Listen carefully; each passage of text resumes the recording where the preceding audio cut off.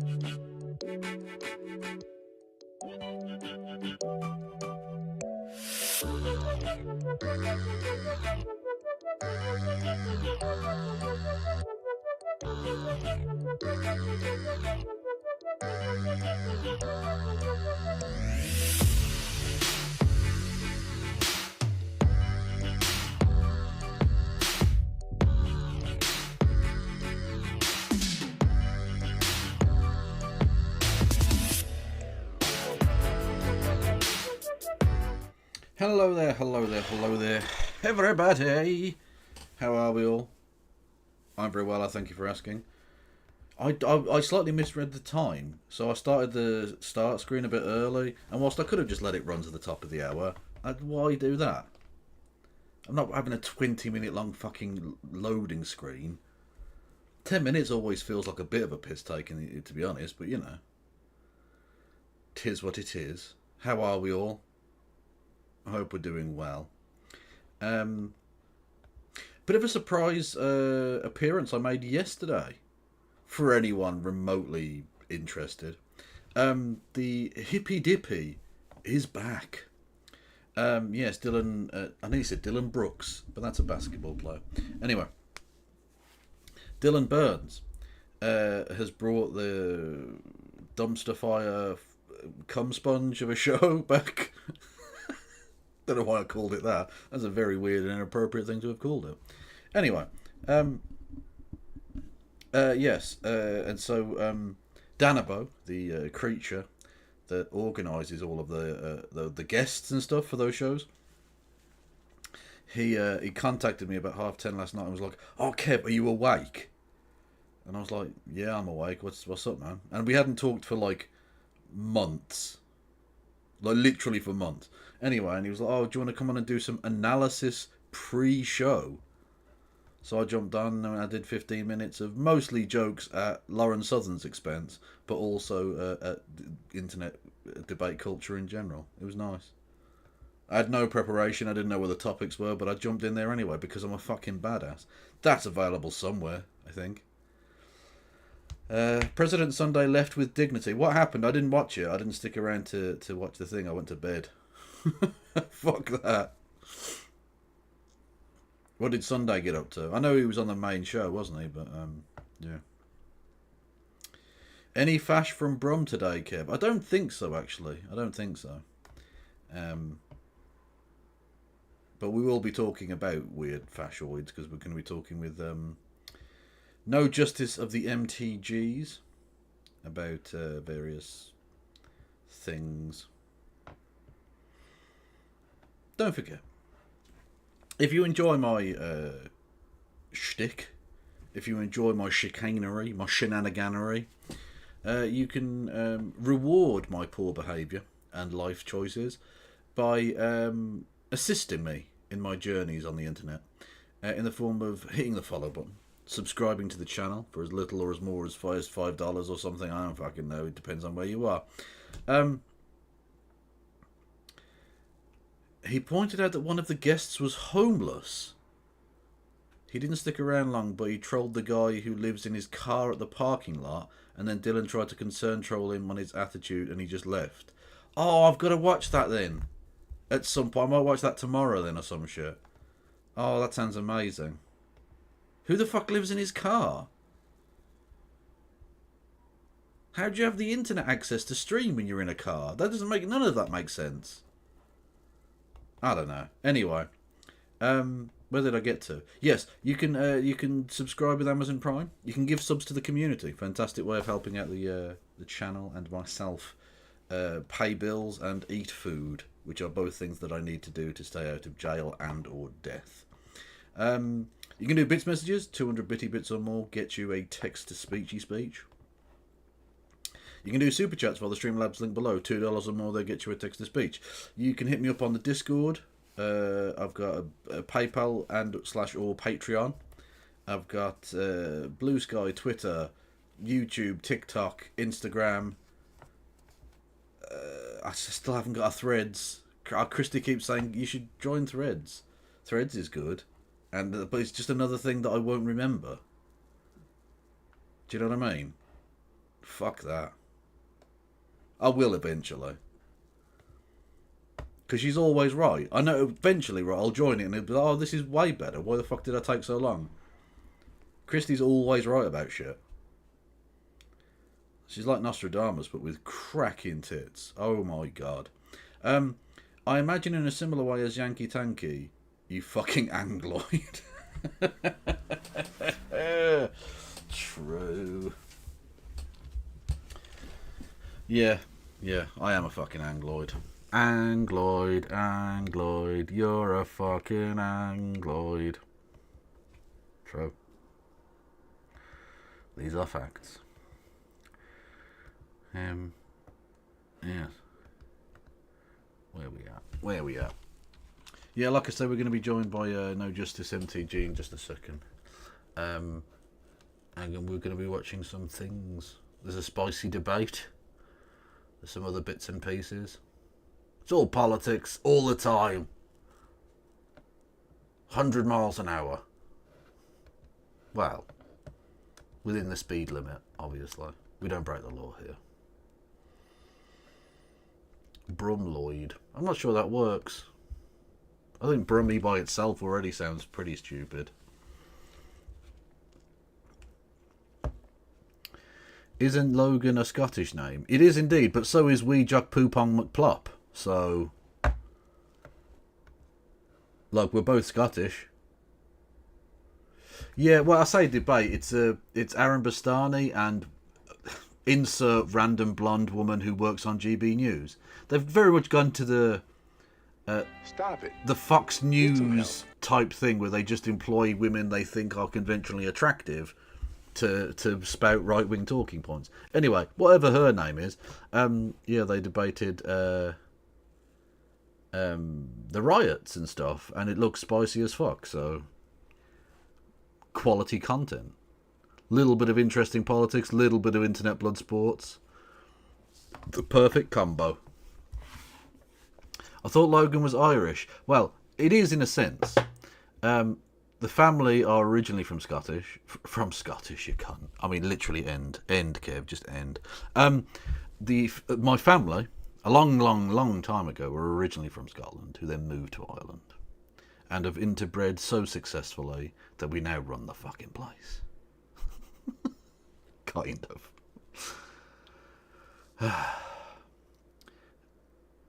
We need to keep the streets pure, GB News. Yeah, well, indeed.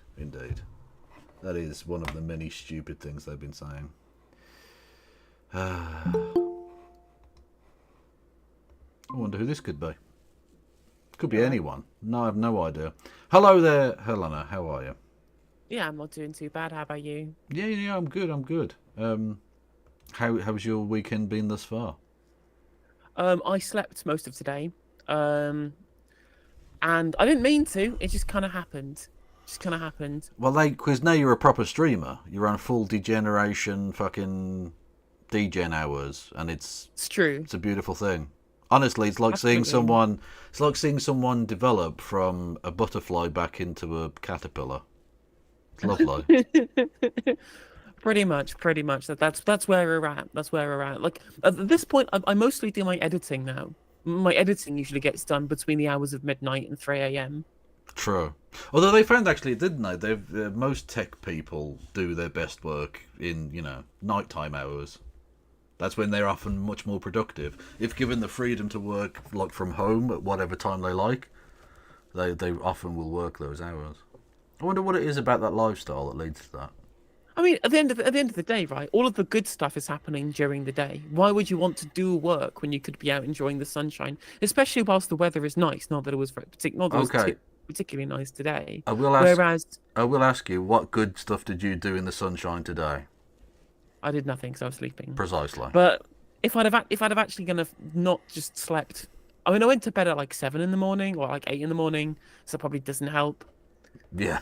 That's sort of the opposite way around it's supposed to be. True. I think. True. Very true. Although it doesn't really matter because it's all a construct anyway. People have natural circadian rhythms. There's actually a very good video. I don't know if you've ever seen his videos.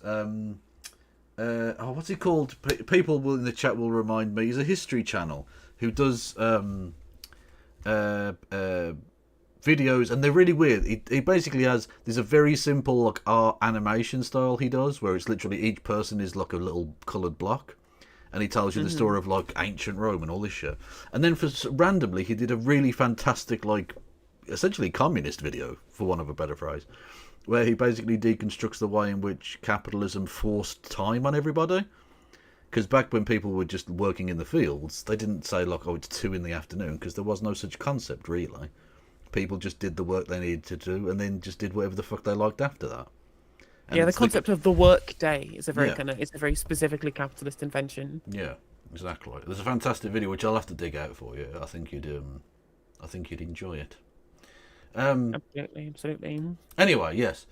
On that point, I pulled up the Aaron Bastani debate thing. If you want to watch that first, or is there anything else you want? Yeah, that sounds like a good plan. Get ourselves stuck in with someone else's content. Yes. Well, Yeah, and then we can. Well, that's the yeah. way it works. Look, I mean, I was literally Absolutely. saying before we got going that the Hippy Dippy is back. The fucking It is show. back, yeah. And I was on doing some pre-game like analysis, for want of a That's better cool. phrase. Last minute call up off the bench that I didn't realise I was on, but there we go. Yeah, so look, I contribute back into the kind of what's the phrase I'm looking for? The kind of the ecosystem of debate. So I don't feel like I'm sort of robbing content from anybody. It's all fair game at the end of the day. For sure. I mean, that's definitely true. I mean, I'm actually getting invites to Hippy Dippy now that I'm like a proper content creator. Well, Danabo, like I say, Danabo contacted me at 10:30 and was like, "Kev, we need someone. Are you awake?" So Danabo's very much a friend and a fellow Brit Bongarino, and he does all the bookings. True. Yeah, so Yeah. I'll put in a good word with you. Before we jump into this debate, this is a quick one because I know I see some people talk about it in chat. Did you see the video that Bridget Phillipson put out that was then retweeted by Universities UK, essentially saying, well, if you're a foreign student, if you're an international student, you should be able to be welcome to come and live and work here. And I'm like, okay, any changes in policy? Nope. No. No changes to policy, but all of the liberal types just kind of clamoring in the comments. And the quote is, "Oh, isn't it nice how much better the tone is?" I'm like, "You people are fucking Labradors, right? It's All pathetic, tone, yeah. zero content." Well, it's entirely vibes. Literally nothing has changed, but the vibes are better. Yeah, It's the reason that, like, whilst we can, I think, celebrate or at least be grateful that the Rwanda thing isn't happening, it's the underlying reason that they withdrew their support for that, or withdrew the British government support for that plan, for that policy, was not because of its inhumanity, not because of its illegality, although they would certainly talk those points up in parliamentary debate. But the real reason they did it is because it's ineffective. It's financially inefficient. So they still, what the underlying evil they want to perpetrate upon migrants is still there. So they're going to come up with some equally fucking dystopian shithole plan, but the vibes are better. And I'm supposed to give a fuck. Like, no, fuck you people. You people are fucking assholes. Well, again, these people voted I for can't David believe Cameron on vibes, right? Well, exactly. Well, this is the thing. It's continuity Cameronism. There's a fucking reason that George Osborne described her, the Chancellor, as a mini-me. Because she's the same fucking person. We've got the Tories from 2010. Forever. Yep. It never ends. Prime Minister for life, David Cameron, whether we like it or not. Yeah. Free Thug asks if I saw Kamala's economic proposals. They thought they were fine. I mean, we don't really have much data on them yet. And Matt Brunig did a good article for People's Policy Project talking that the demand side policy for housing is bad because it's just, stimulating demand without increasing supply. So they need proper public housing investment if they want to actually solve that. But antitrust legislation to stop price gouging is good. Yeah. I mean, we'll see more from the DNC, I'm assuming. Well, that's the thing, the price gouging stuff. Again, I'm very happy to go with some spite-based politics for a large, portion of things. The fact that they're all calling it communism and coming out in favour of price gouging tells me, that they're pathetic and don't understand economics, although, of course, I already knew that. If there's one group of people who don't understand capitalism, it's capitalists. It's true. On that point, a Ben Shapiro clip I'll play for you in a second. And secondly, the right are going crazy. It's communism. It's communism. It's communism. Oh, based. Yeah, let's do that then. Sick. What's interesting as well is how the right wing goes on all the time about how the corporations are dominating our world. I hate all the corporations. They're part of the World Economic Forum. And then anybody will go, here's this policy that reduces the power of corporations. And then they'll piss and moan and whinge and throw a hissy fit. And I'm like, oh, okay, so you hate corporations, but is doing anything about corporate power just communism to you? Like, oh, do something. Well, that's communism. Yes. Ben Shapiro and literally his ever-growing yarmulke. It gets bigger and bigger every time I fucking see it. It's going to engulf his head. It's based, right? It's the only good thing about him is he's ostentatious. It's well, the virtue signaling. Look how pious I am. It's supposed to just be sort of at the top of the head, not cover your entire scalp, mate. You know what I mean? Like, chill the fuck out a bit. Yeah, we get it. We know. It truly is. Again, this sort of stuff is for stupid people. It is economic policy that was dropped on its head as a baby. And yet Wall Street seems to be willing to dump money on her. Why? And the answer is because Wall Street is always trying to get in bed with the person they think is most powerful. The thing to understand about Wall Street is that one of the great failures of Wall Street and of big business in general, they are not capitalist by nature. They are profit-seeking. There is a difference. Excuse me? Like, isn't like MCM Prime like the central functionality of capitalism? Yeah. Like MCM Prime is literally the driving force behind capitalist reinvestment. Yeah. It's again, I can only reiterate really that if there's one group of people who don't understand capitalism, it's capitalists, and especially its most advocate supporters.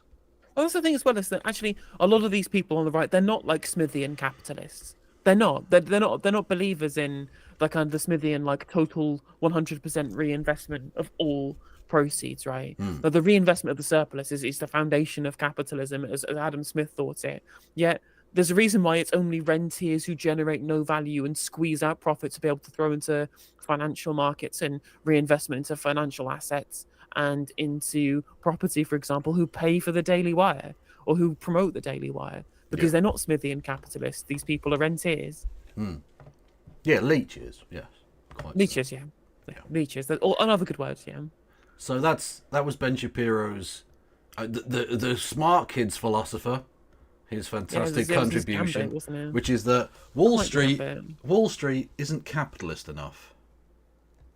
I'll leave that there for you, everyone. I don't feel like I need to really dissect that as a statement, you know? Yeah, they're not capitalists. They're just seeking profit. Which is totally different. Yeah, two completely different things. Because capitalism is all about baking cakes or something. I don't know.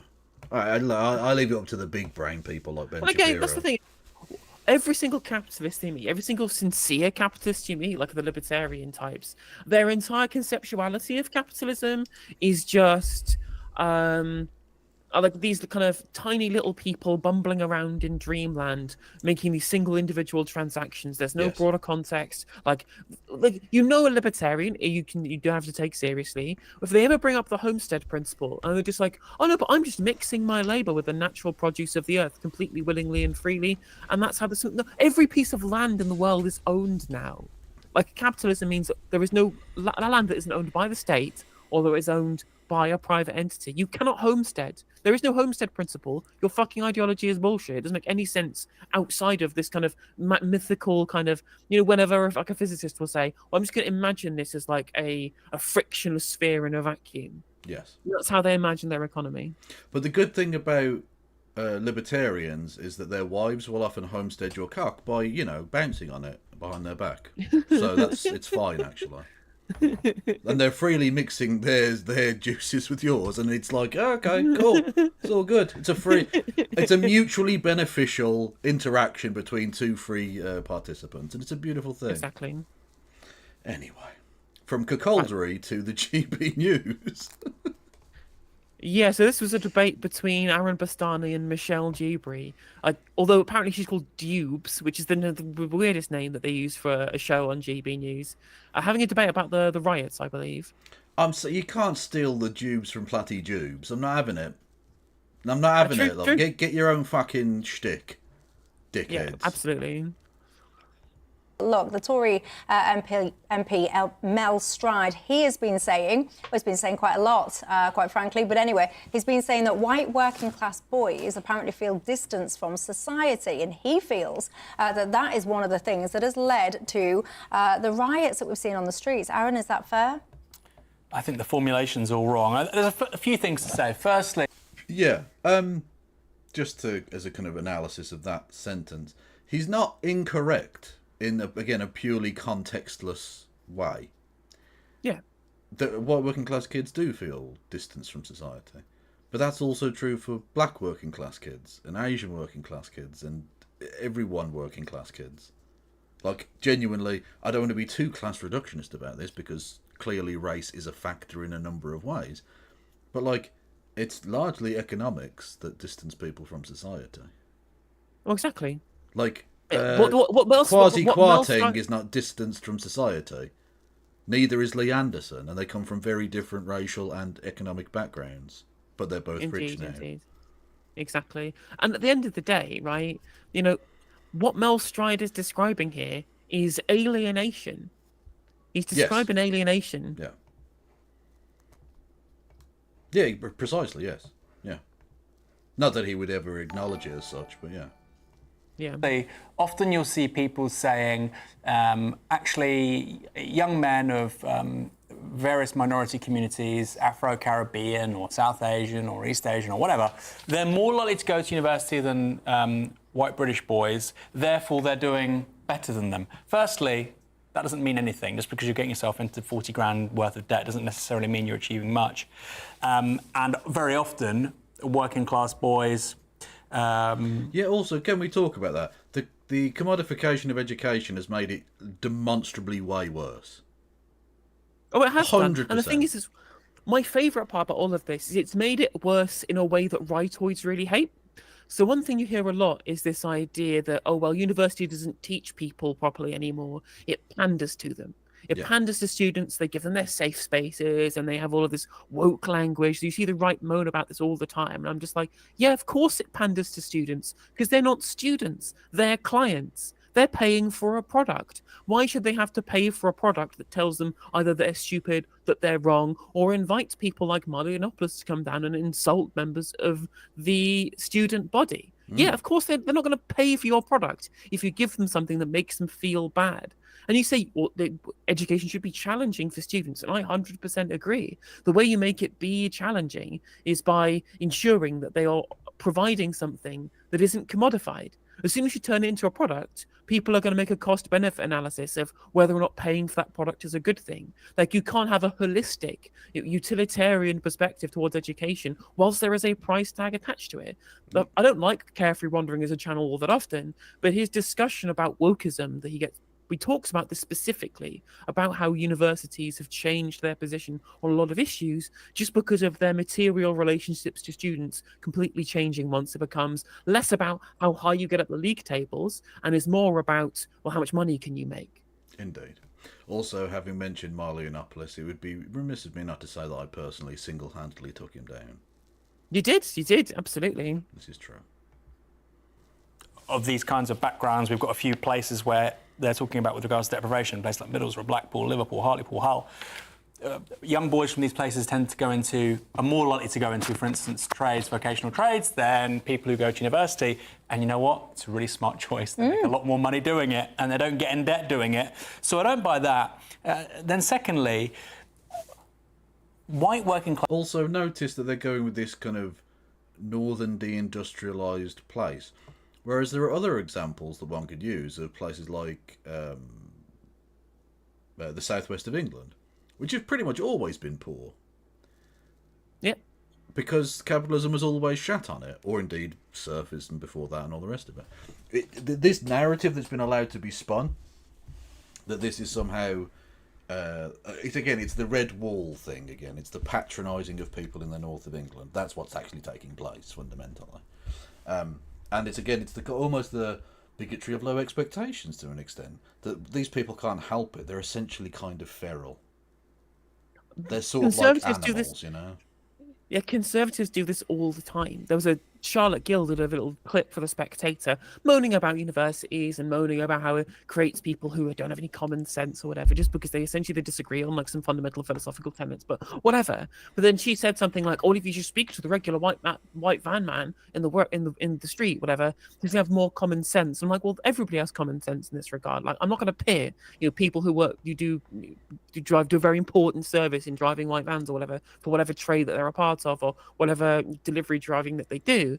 But I'm not going to pit them against people who have like an academic background or whatever. These people have, as in very similar material interests, not the same though as journalists like Charlotte Gill.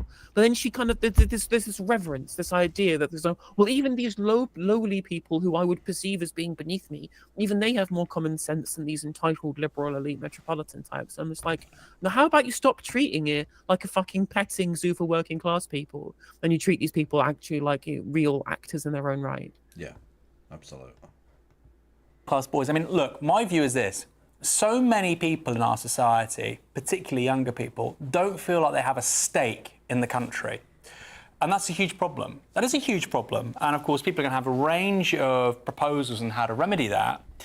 But this idea of white working class boys, and it's coming from a Conservative MP, and they were in charge for 14 years, it actually gets my back up, because they were part of an administration which provided so little hope for, I don't say young people, really anybody under 35, I think, in the last 15 years thinks the country's gone backwards. I know there's many people older than 35 too, but I'm just talking about the group he's talking about. And they don't feel like they have a stake in the country or its future. So it's irritating he's talking like this the minute they're no longer in charge. Do you agree with that, Peter? Yeah, exactly. Like, if they don't have a stake in the country, who made it that way?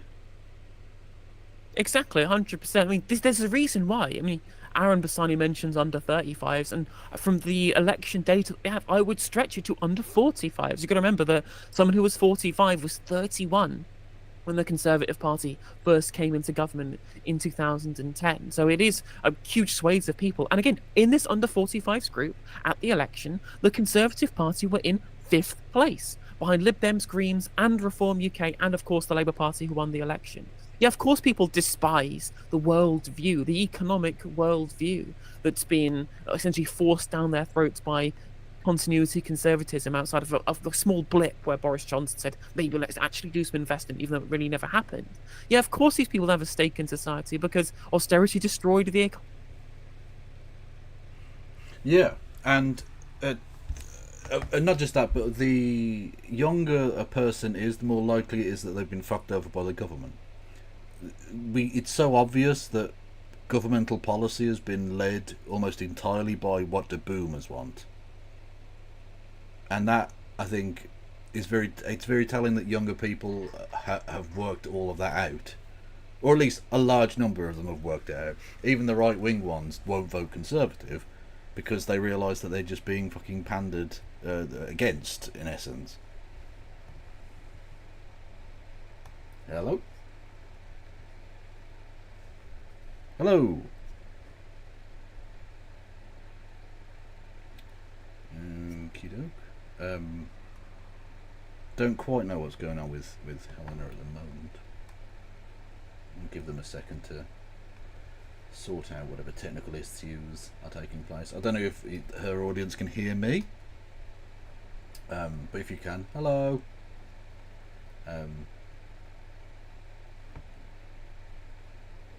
I don't know what the fuck's going on. I am lost.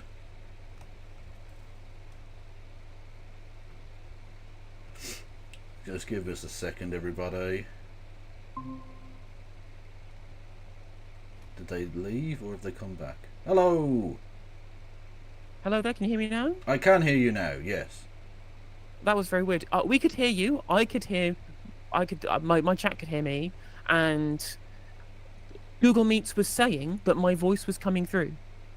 Right. It was very weird that you couldn't hear me there. But whatever. I was making a. I was going to say. Well, oh yes. When you say about young people being pandered against by the government for all of those years. Now, I've talked about this a lot on the stream, but I'll talk about it again. In the way that our electoral system has been set up is that boomers' votes have had more power for a very, very long time because of demographic shifts, where young people have moved to cities because that's where the universities are, and older generations have stayed broadly where they have grown up, for example, because that's where the jobs used to be, but they now aren't. So people from satellite towns moved into cities, concentrating young people's votes, whereas older people's votes are spread out more evenly across the country. Therefore, to win swing seats, you have to pander to older people. Yes. The people with economic power are a larger cohort as well, which is older people in this country.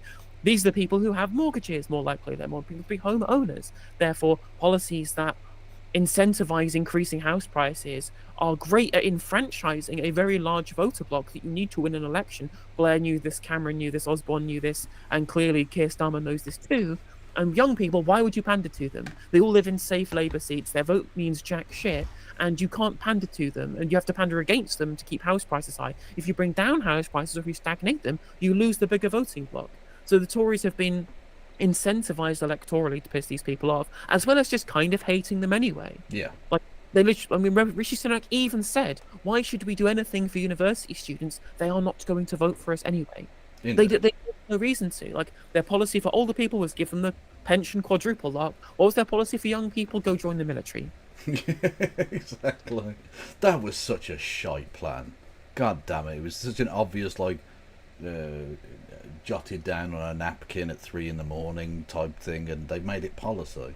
It's fucking mad. Absolutely. Also, thank you, J.R. Edwards Arts, for the 5 coins. Nice. Partly, but my main problem with all this is, first of all, I don't think there have been any riots.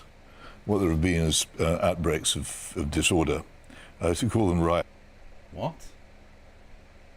What the? Why is this corpse being rolled out time and time again? Just fuck off, mate. You On top of are that, there's not such been riots. an idiot. There's not been riots. There's just been pockets of disorder. Yeah, that's what riots are, mate. Yeah, it's a distinction without a difference. Yeah. Shit. I'm okay. Riots is to make them sound far more important and significant than they are. They're not. They don't have any political aspect. People who have a political axe to grind. They don't have a political aspect, says political genius Peter Hitchens.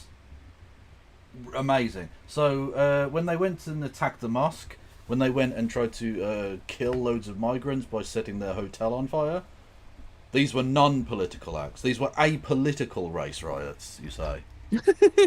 Yeah, like just a completely contextless pogrom. Yeah. Well, look, they clearly it didn't have a political element to it because it didn't come from the political region of France. This was just sparkling True, disorder. yeah. Okay? Yeah. Like to claim that they're riots, so they can say, well, if you'd listened to me and done what I said you should do, there wouldn't have been these riots. So the riots were caused by you not doing what I said you should do. I think this is a feeble form of politics. People should be very careful before trying to attribute any political significance to events of this kind. It's just violent disorder, and that's all it's been. No political significance for people chanting the slogan that the Conservative government used at the general election in the middle of the street whilst their compatriots attacked places of worship and tried to, as you say, burn down a hotel with migrants and hotel workers inside. Again, they were chanting government slogans.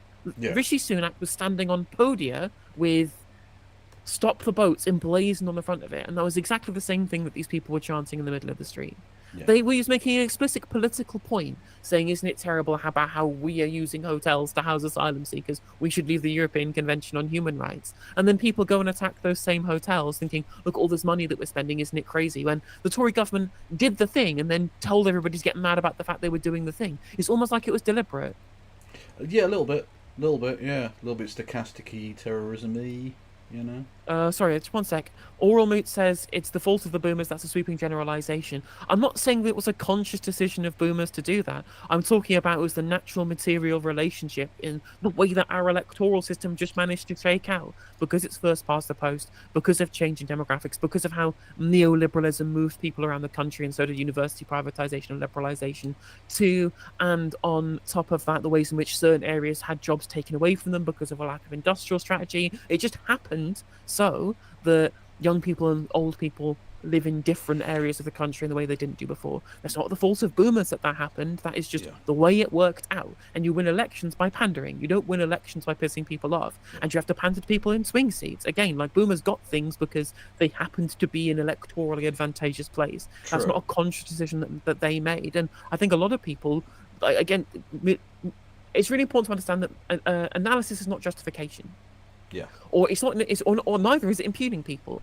To say boomers voted this way, I'm not calling them selfish. I'm not calling them evil. I'm not calling them bad. I'm just saying that they happened to be in the place where the government was saying, here is loads of stuff for you at the expense of somebody else, and why would they not vote for it? Well, that's the thing I would say, is that it's not their fault that they lived in a certain area or whatever. That's obviously just happenstance, but it was their fault that they consistently voted for the worst policies imaginable. Yeah, because it benefited them personally at the expense of everyone else, and indeed the future of the nation. Yeah. I mean, remember the H Bomber guy video about the Brexit referendum? Yes. Talking about the Michael Gove saying, people are tired of experts. Well, actually, the truth is we don't have any experts, because the way in which we delegate our political decisions to political actors, which essentially moves it out of the public sphere, has made it so that people just don't engage with the broad scale effects of things like the policies from 2010 to 2024, right? Like they didn't know austerity was bad because everybody in the media and political sphere was telling them that it was good, because they have been the people who do the decisions for everybody else. Yes, exactly, yeah. We've got a media class whose entire purpose, it seems, is to lie and tell people that the world is different than the one they see around them. Yeah. It's essentially mass gaslighting. Yeah, exactly. I mean, again, like trying to... and taking the problems that were caused by austerity and then just blamed on immigrants, right? Why should we blame it on things that we explicitly supported, right? The Financial Times endorsed the Conservative Party at every election from 2010 to 2017, all three elections in a row, and then had their data analyst, John Burn-Murdoch, whose work I actually really appreciate a lot of the time, saying, oh, well, actually, we're in this position about immigration because the Conservative Party failed on investing in prisons and investing in the asylum processing system. And I'm just like, you backed them whilst they took the money out of these systems. That was your fault. You did that. But it's much easier to say, oh well, it was just the Tories doing things out in a vacuum, or immigration just happening. I'm like, no. This was a political choice that you people backed because Red Ed was a communist or some shit. Yes. It worked in the opposite direction. In the supposed Brixton riots of 1981, when there was violent disorder which the left played upon to try out, very successfully as it happened, to basically disembowel the police and say that... Hang on. Right. Dickhead. Okay, so Brixton riots 1981. He's given us the information we need here. The left successfully disemboweled the police. That same police force that 2 years later would charge on horseback at miners on strike and destroy any semblance of trade union organising and economic freedom for working class people in the country, even though they'd been disemboweled 2 years prior. I think, Peter Hitchens, you need to shut the fuck up, because you're so stupid that you're not qualified to talk about this, or you're so mendacious that you should be locked up for your crimes. True. Look, couldn't say it fair myself. That they should have an awful lot of their powers and strength taken away from them on the pretext that the Brixton disorders had been caused by a particular kind of policing which they didn't like. What powers were taken away from them? The power to arrest black people for being black. Which they technically never had in the first place, but you know. I mean there's the famous and quite brilliant Not the 9 O'Clock News sketch, where Rowan Atkinson... Oh my god, Constable Savage, the best sketch and all time. It's my favourite sketch of all time. Would it be TOS, or not TOS, would it be DMCA? I'm pretty sure it's DMCA. Yeah, that's it. But yeah, it's an excellent piece where, you know, because you keep arresting this same man and then he describes, and it's like a very stereotypical black sounding human.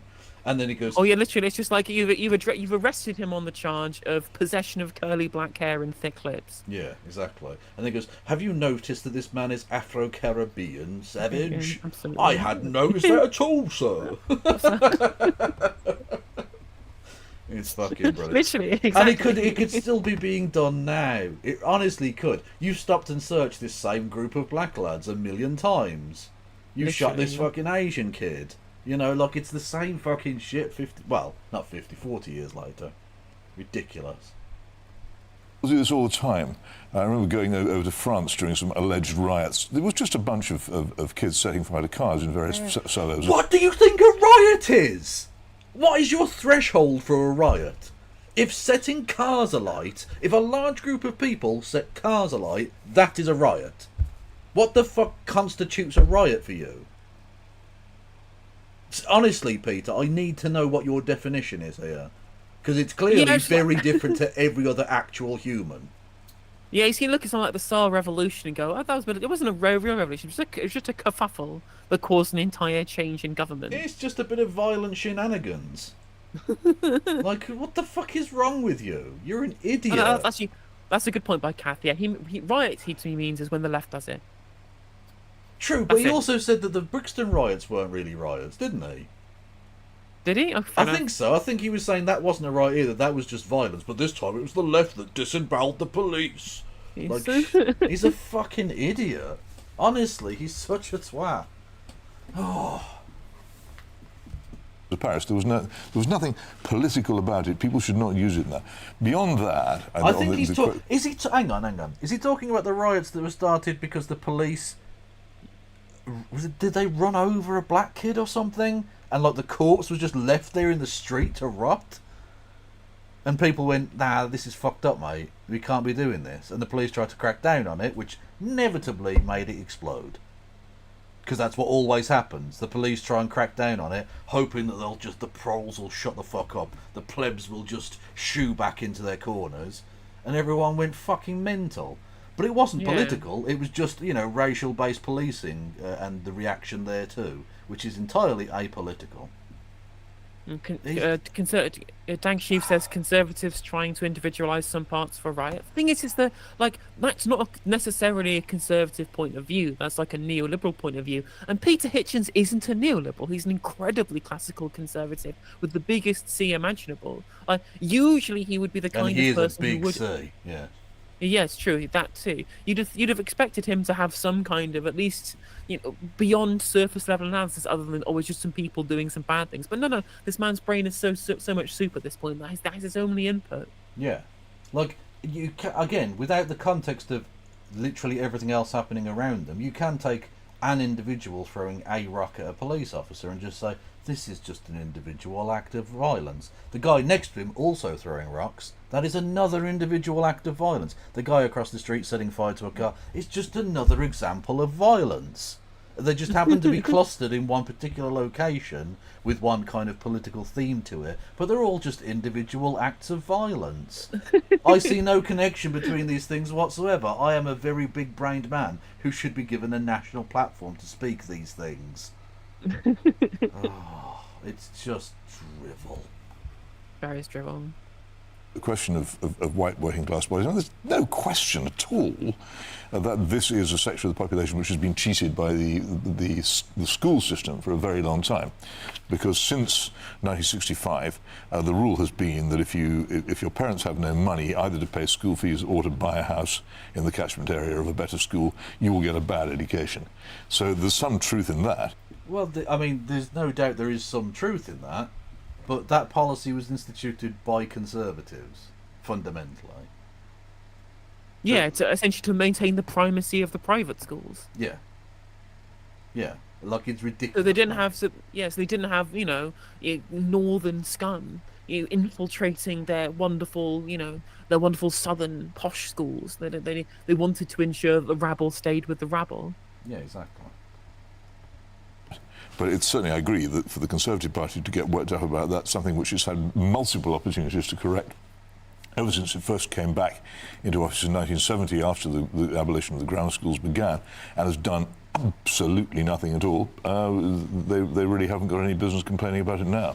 I mean, you say about technology Well, that we maybe okay. should call them riots, No. but So its entire analysis, nothing to do with economics. Not a single economic point in anything that he said was just, well, they're not riots. It wasn't political. How do you call a political act political? And then, oh well, the schools are bad. I mean, the schools are bad, but the schools are bad because the areas don't have enough economic investment in them either. Like, but there's the austerity took away budgets for schooling as well. Like, this is also a problem, which also took away the jobs in these areas too. Like, again, every single. It's incredible, right? It's really important that people understand this, is that conservatives do not give a shit about the economy. They never have done. They never will give a shit about the economy, despite the fact they bang on about being the economically rational ones, and apart from the lefties who don't understand economics, they just don't care. They do not care about the economy. All they care about is their cultural bullshit, which is why literally none of the conservative leadership candidates for the next election have even bothered to even talk about the economic problems that lost in the election. Penny Badenoch, Robert Jenrick, James Cleverly, Mel Stride, all banging on about cultural bullshit. Or if we just got Rwanda right, if we just stood up to the nasty transes, we'd have won the election. I'm like, no, it was the fucking NHS, mate. Yeah, exactly. Well, because they know that their economic policies are cancerous garbage that people don't like. And if they ever had to be honest and tell people exactly what their plans were, they'd lose every election imaginable. They would be absolutely unelectable, completely and utterly. So they talk about literally anything else. And it's the same across the world, it seems. No rightist wants to talk about economics, other than scaremongering about tax rises. That's literally the only thing you'll ever get from them. Regardless of the fact that they often are the ones raising taxes on poor people so that they can cut taxes on the rich and increase military spending. It's very, very silly. So they'll avoid talking about that to talk about literally anything else. Like you say, trans people, gay people. Oh, let's talk about a woman at the Olympics. Let's talk about a fucking Algerian boxer, rather than the fact that we've got fucking food bank usage still exploding. It's fucking absurd. It is. And it's fundamentally dishonest as well. Not that they're politicians. What do you expect, I guess? there's other people on the other side of the fence, perhaps, that they've been pushing to get some of this activity that we're seeing on the streets defined as terrorism.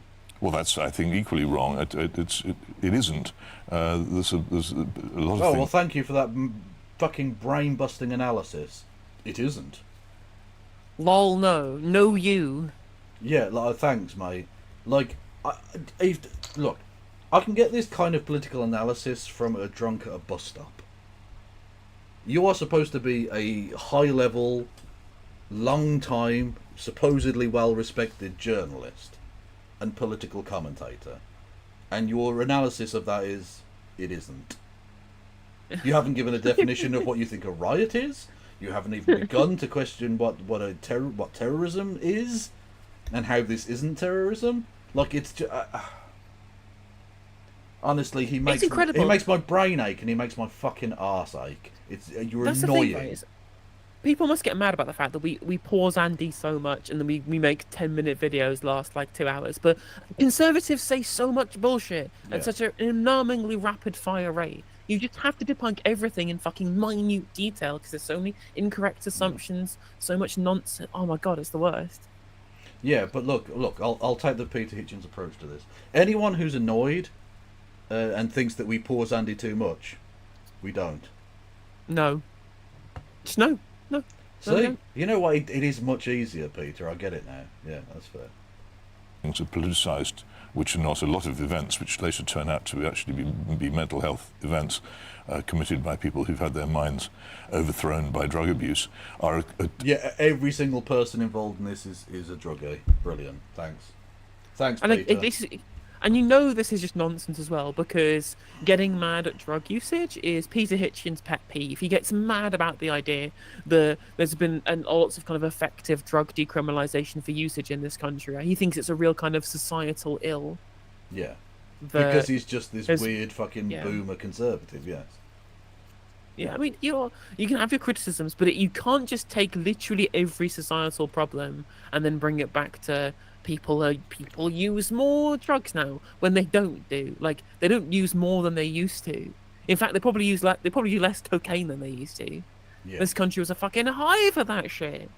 like the 90s especially. I remember like the psychedelics era as well. Like as if Although, drugs are like to be a fair, current problem. there is one problem that cocaine is still relatively popular amongst one subset, which is football hooligans, of which I suppose some of these MPs. rioters were, and MPs. Yes, to be fair, yeah.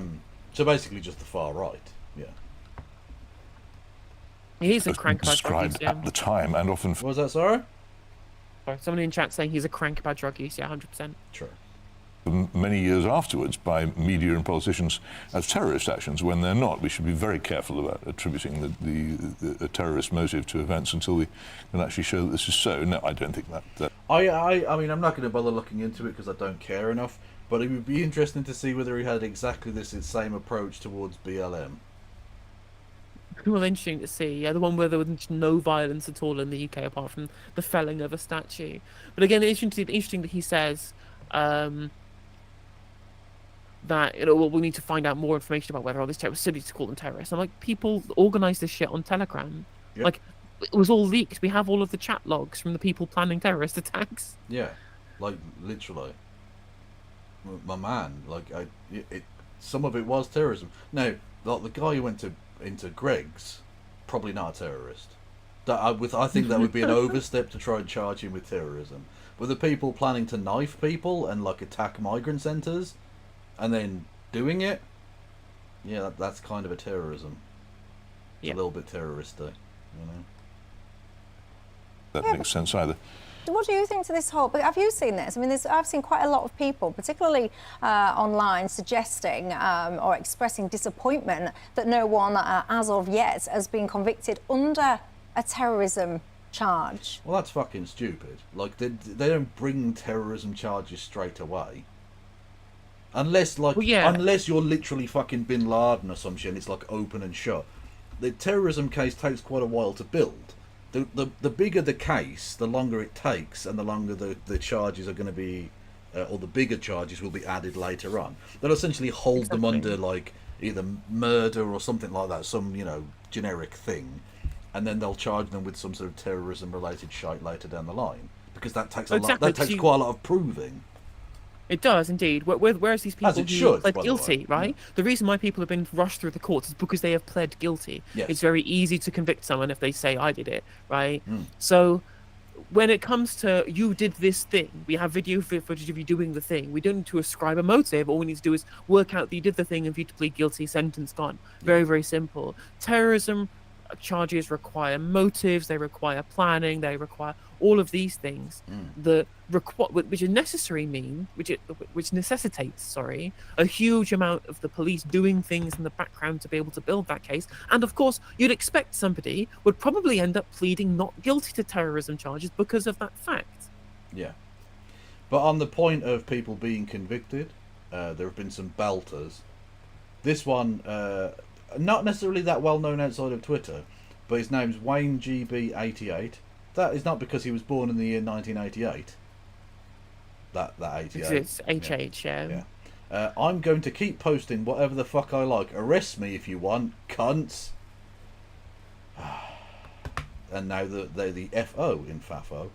Keyboard warrior Lincoln jailed for 3 years for stirring up racial hatred after Southport deaths. He was literally calling for people to go there and get banged up. yeah, to go there and kill Muslims. So turns out they didn't fuck off. They went and arrested him, and he's in jail. That's what he looks like. If anyone's interested, yeah. Physiognomy check. Yeah. This guy got done. The guy who went into a million shops. John Honey, 25. And by the way, 25. Get some help. This creature is 25. Okay. He was wearing a distinctive St. George cross. He went into Lush, O2, Shoe Zone, and later attacked a car with 3 Romanian men in it. Honey also targeted a garage, leaving 9 vehicles damaged and pushed bins at police. He pled guilty to violent disorder and 3 charges of burglary. He also admitted racially aggravated criminal damage of a BMW and damaging the vehicles at the garage. Yes, he's fucked. 4 years and 8 months. not surprised. Yeah. Thank And- you for the 10 gifted, Callum. Yeah, and then there's a couple more up here, I think. This guy, I mean, I don't even know what species this is. This is David Wilkinson, 48. He was part of the mob that dragged 3 terrified Romanian men out of their car during a race riot, and he was really involved heavily in that. He got 6 years, which I think so far is the largest sentence handed out. I saw someone who got 7, but it was for something similarly bad. So it's good that some of the bigger ones are getting done now. Yeah, I think that's it actually. Yeah. Okay. Unless we want to see KSI forcing Aiden Ross to tap out. It's only 30 seconds. Go for it. No leg kick. Just come on, take downs. Take downs. Come on.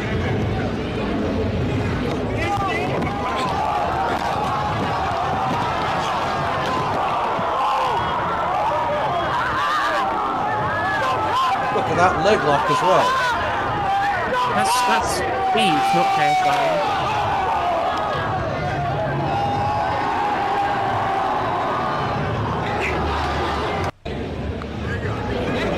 Sorry, I show speed. Yes, not KSI. Apologies. Anyway, yeah, the White's taking another L. That's all I can say there. Yes, where were we? Well, counter-terror legislation is used very widely, and it has been really since the Blair years. So, for instance, many people are detained or arrested under counter-terror legislation all the time, actually, with regards to protests, with regards to disorder. That happens all the time. In terms of the terrorism label, I'm reticent to use it, but then there are certain things which I think absolutely fall under that category. So, for instance, there were Telegram groups talking about how the Home Secretary needed to be murdered. There were messages where people specified particular individuals who should be isolated and again murdered. Those who committed that murder would be heroes of the quote-unquote movement. So I think that quite clearly, to me, falls under the rhetoric and motivations of what we would traditionally view as terrorism. If you're saying that you should murder the Home Secretary in a politically targeted assassination, I mean, that's... Excuse me, there's no politics there. They were calling apolitically for the murder of the Home Secretary. Exactly. An individual act of targeted assassination. Exactly. When is Why are they trying to politicise assassination now? Really? Peter Hitchens is right. He's honestly, he's so on the ball. To me, it's the dictionary definition of terrorism. See, many people, and I do always have to add this caveat because I know people clip everything up, so just to be absolutely clear, I don't think there's any justification. To be fair, I don't think GB News can complain about being clipped up. Motherfuckers, you are the biggest clip chimping bastards I've ever seen. Shut up. Fucking hell. Or excuse or anything for people setting fire to hotels with people in it, attacking places of worship, police, people, and all the rest of it. I think that is categorically, unequivocally wrong. Okay, but I also have a question. Yeah. If you're a member of society who has the view that actually you want controlled immigration into this country, and now, in the here and now as well, you definitely want these boats to stop. So you will have voted for this in multiple... I don't want to be too anti-northern, but if you're pronouncing boats as birds, it's a bit much. Like, you can do better. It is what it is. You can do better than that. When accents are accents, whatever, I'm not gonna quibble, but specifically on the point that she's saying, well, people want for controlled migration. No, we have controlled migration, Michelle. Yeah.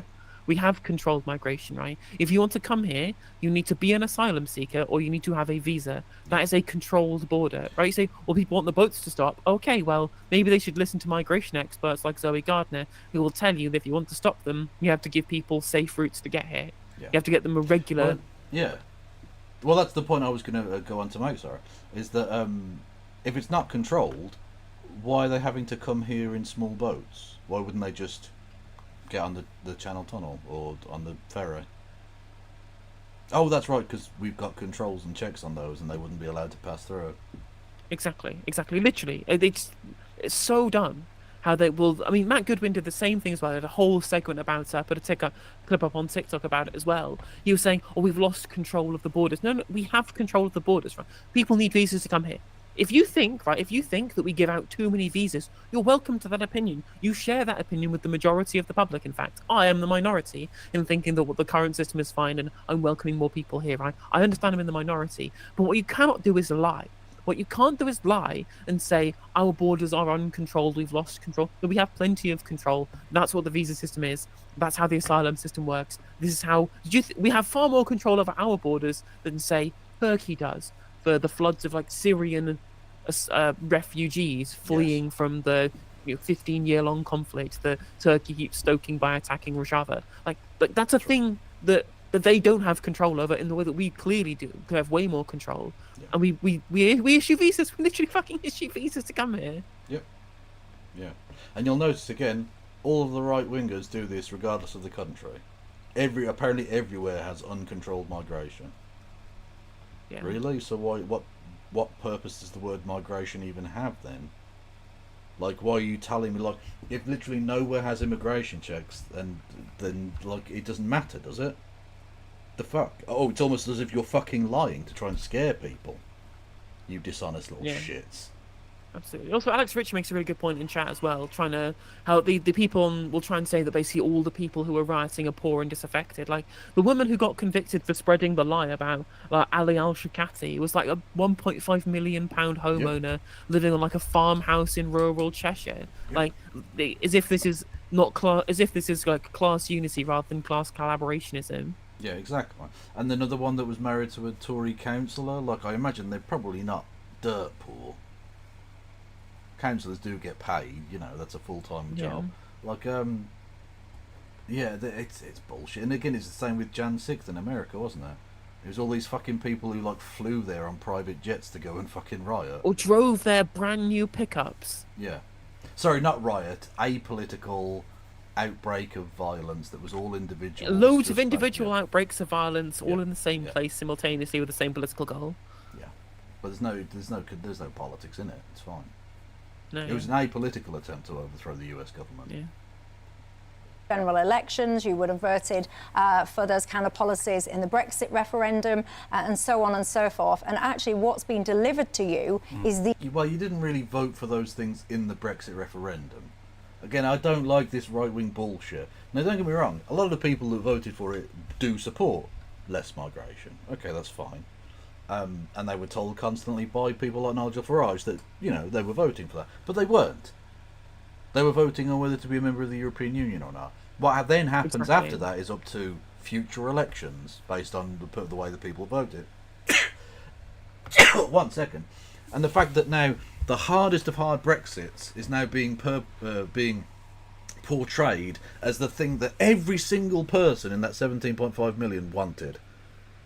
And exactly, that isn't true. It's really frustrating. Like Matt Goodwin said this in the video I responded to, saying, "Well, people voted for lower migration at the Brexit referendum." No, they didn't.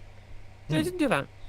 Yeah, I remember the ballot paper. Anywhere. Yeah, I remember the ballot paper very clearly, and it just said, "Should the UK remain a member state of the European Union? Yes or no?" Yep. the exact opposite from what you're democratically requesting of your leaders. Maybe at the last election, some people will have decided, you know what, I'm not going to politically engage. Some people will have chosen to go for reform because of their policies. Those people then being smeared as far right, neo-Nazis, fascists, and so on and so forth. To be fair, some of them are. Like, again, you shouldn't do it en masse because, I mean, some people that voted for it were racists and some of them were cunts, to quote a great philosopher. And some of them had really legitimate concerns about ever-increasing ties with Europe. But yeah, some of them were actually just fucking fascists. Like, not everyone who voted that way was a fascist, but every fascist voted that way. Well, what do you think that patriotic alternative Telegram groups were? What do you think this was? What possible ideology could you ascribe to patriotic alternative or people who show up wearing swastika tattoos other than neo-Nazis, like neo-Nazism and fascism? Like, oh, firstly, shut up. Secondly, hello, Vosh Raiderinos. How the devil are we all? Jesus, yeah. That's a high-profile raid. That is a high-profile raid. Hello there, everybody. I'm Kevin Logan. I'm from the UK.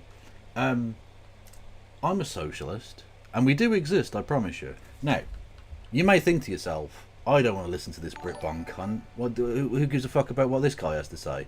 If you hate Brits, trust me, I hate them way more than you do. I have to live around them. I have to pay taxes to them. It's annoying. They're arseholes. So if you want people to shit on Britbong land, I am very much here for that. You should hit the follow button. Joining me is also another awesome Britbongerino. It's No Justice of the MTGs. Introduce yourself and shill. Absolutely. You can find me at No Justice MTG on all of the platforms. YouTube and Twitch primarily. YouTube definitely primarily. If you want to give you a free sub on YouTube, that'd be very much appreciated. I cover UK politics from a social perspective. Also Twitter, TikTok, Instagram, Facebook, all of the good stuff. Yes. I stream, I think both Kev and I stream 5 or 6 days a week usually. If that sounds like your thing, please drop a follow on Twitch or a subscription on YouTube. Again, both of those things are free for you to do, and you can help support our channel by putting your eyes on it. Exactly. Someone throw luckily, a link to No Justice's channels and stuff.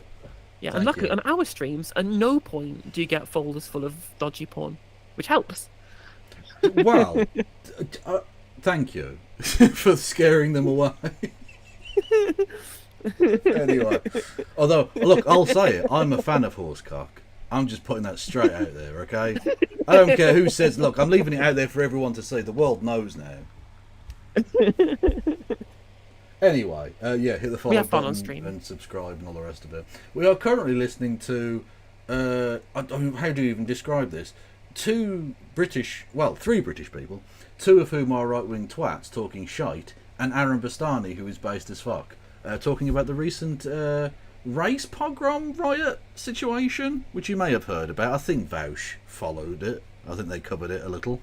I think pretty much loads of American channels covered it. Cause I remember Hassan definitely covered it. He did a couple of videos on his channel about it. Indeed. People like the Surfs will have covered it, and the leftist mafia and places like that. True. Well, oh my god, I went on the Hippy Dippy pre-show thing yesterday, and what's his fucking name? I forget it. Connor Counterpoints, not to be confused with ContraPoints.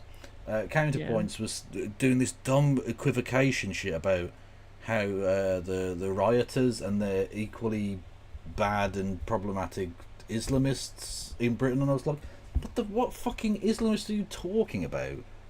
Look, I'm sure there are 1 or 2 of them, but they're not a fucking major force, and this had nothing to do with it. The guy wasn't a fucking Muslim. What the fuck is this? God damn it, America. Stop it. What Islamist riots have we had in this country? When was the last time there was an Islamist riot in the UK? Ever? Well, Ever. Technically, as that one Fox News presenter said, Birmingham is 100% Muslim, so any riot that's ever happened here was Muslim. Fact. True. Like, you can point to actual Islamist terror attacks, yeah. But if you genuinely want to have this thing about, well, just individual acts of violence or whatever, like, that was the most individualized act of violence because one person committed it at one point because it was a suicide bomber attack. But obviously, the people planning in the background. This was, a coordinated terrorist attack by a small cell of people. In the same way that you should apply that same rhetoric and that same approach to the kind of patriotic alternative. I think it was PI. I'm not sure who did have the Telegram groups, tangential to those kind of groups of people.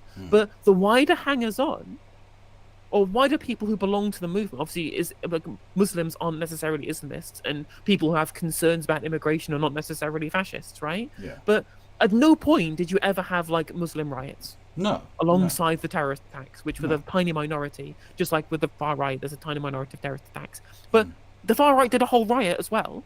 Yeah. Muslims just didn't do that. Yeah. Yes, there's someone points out, doesn't Islamism in the UK boil down to Anjem Choudhury? Essentially, yes, and he's just been convicted on more terrorism charges. He's never getting out. R.I.P. bozo. Exactly. He's again, the 2-tier system isn't really there. It's bullshit. If you're an Islamic extremist, you are absolutely gonna get fucked.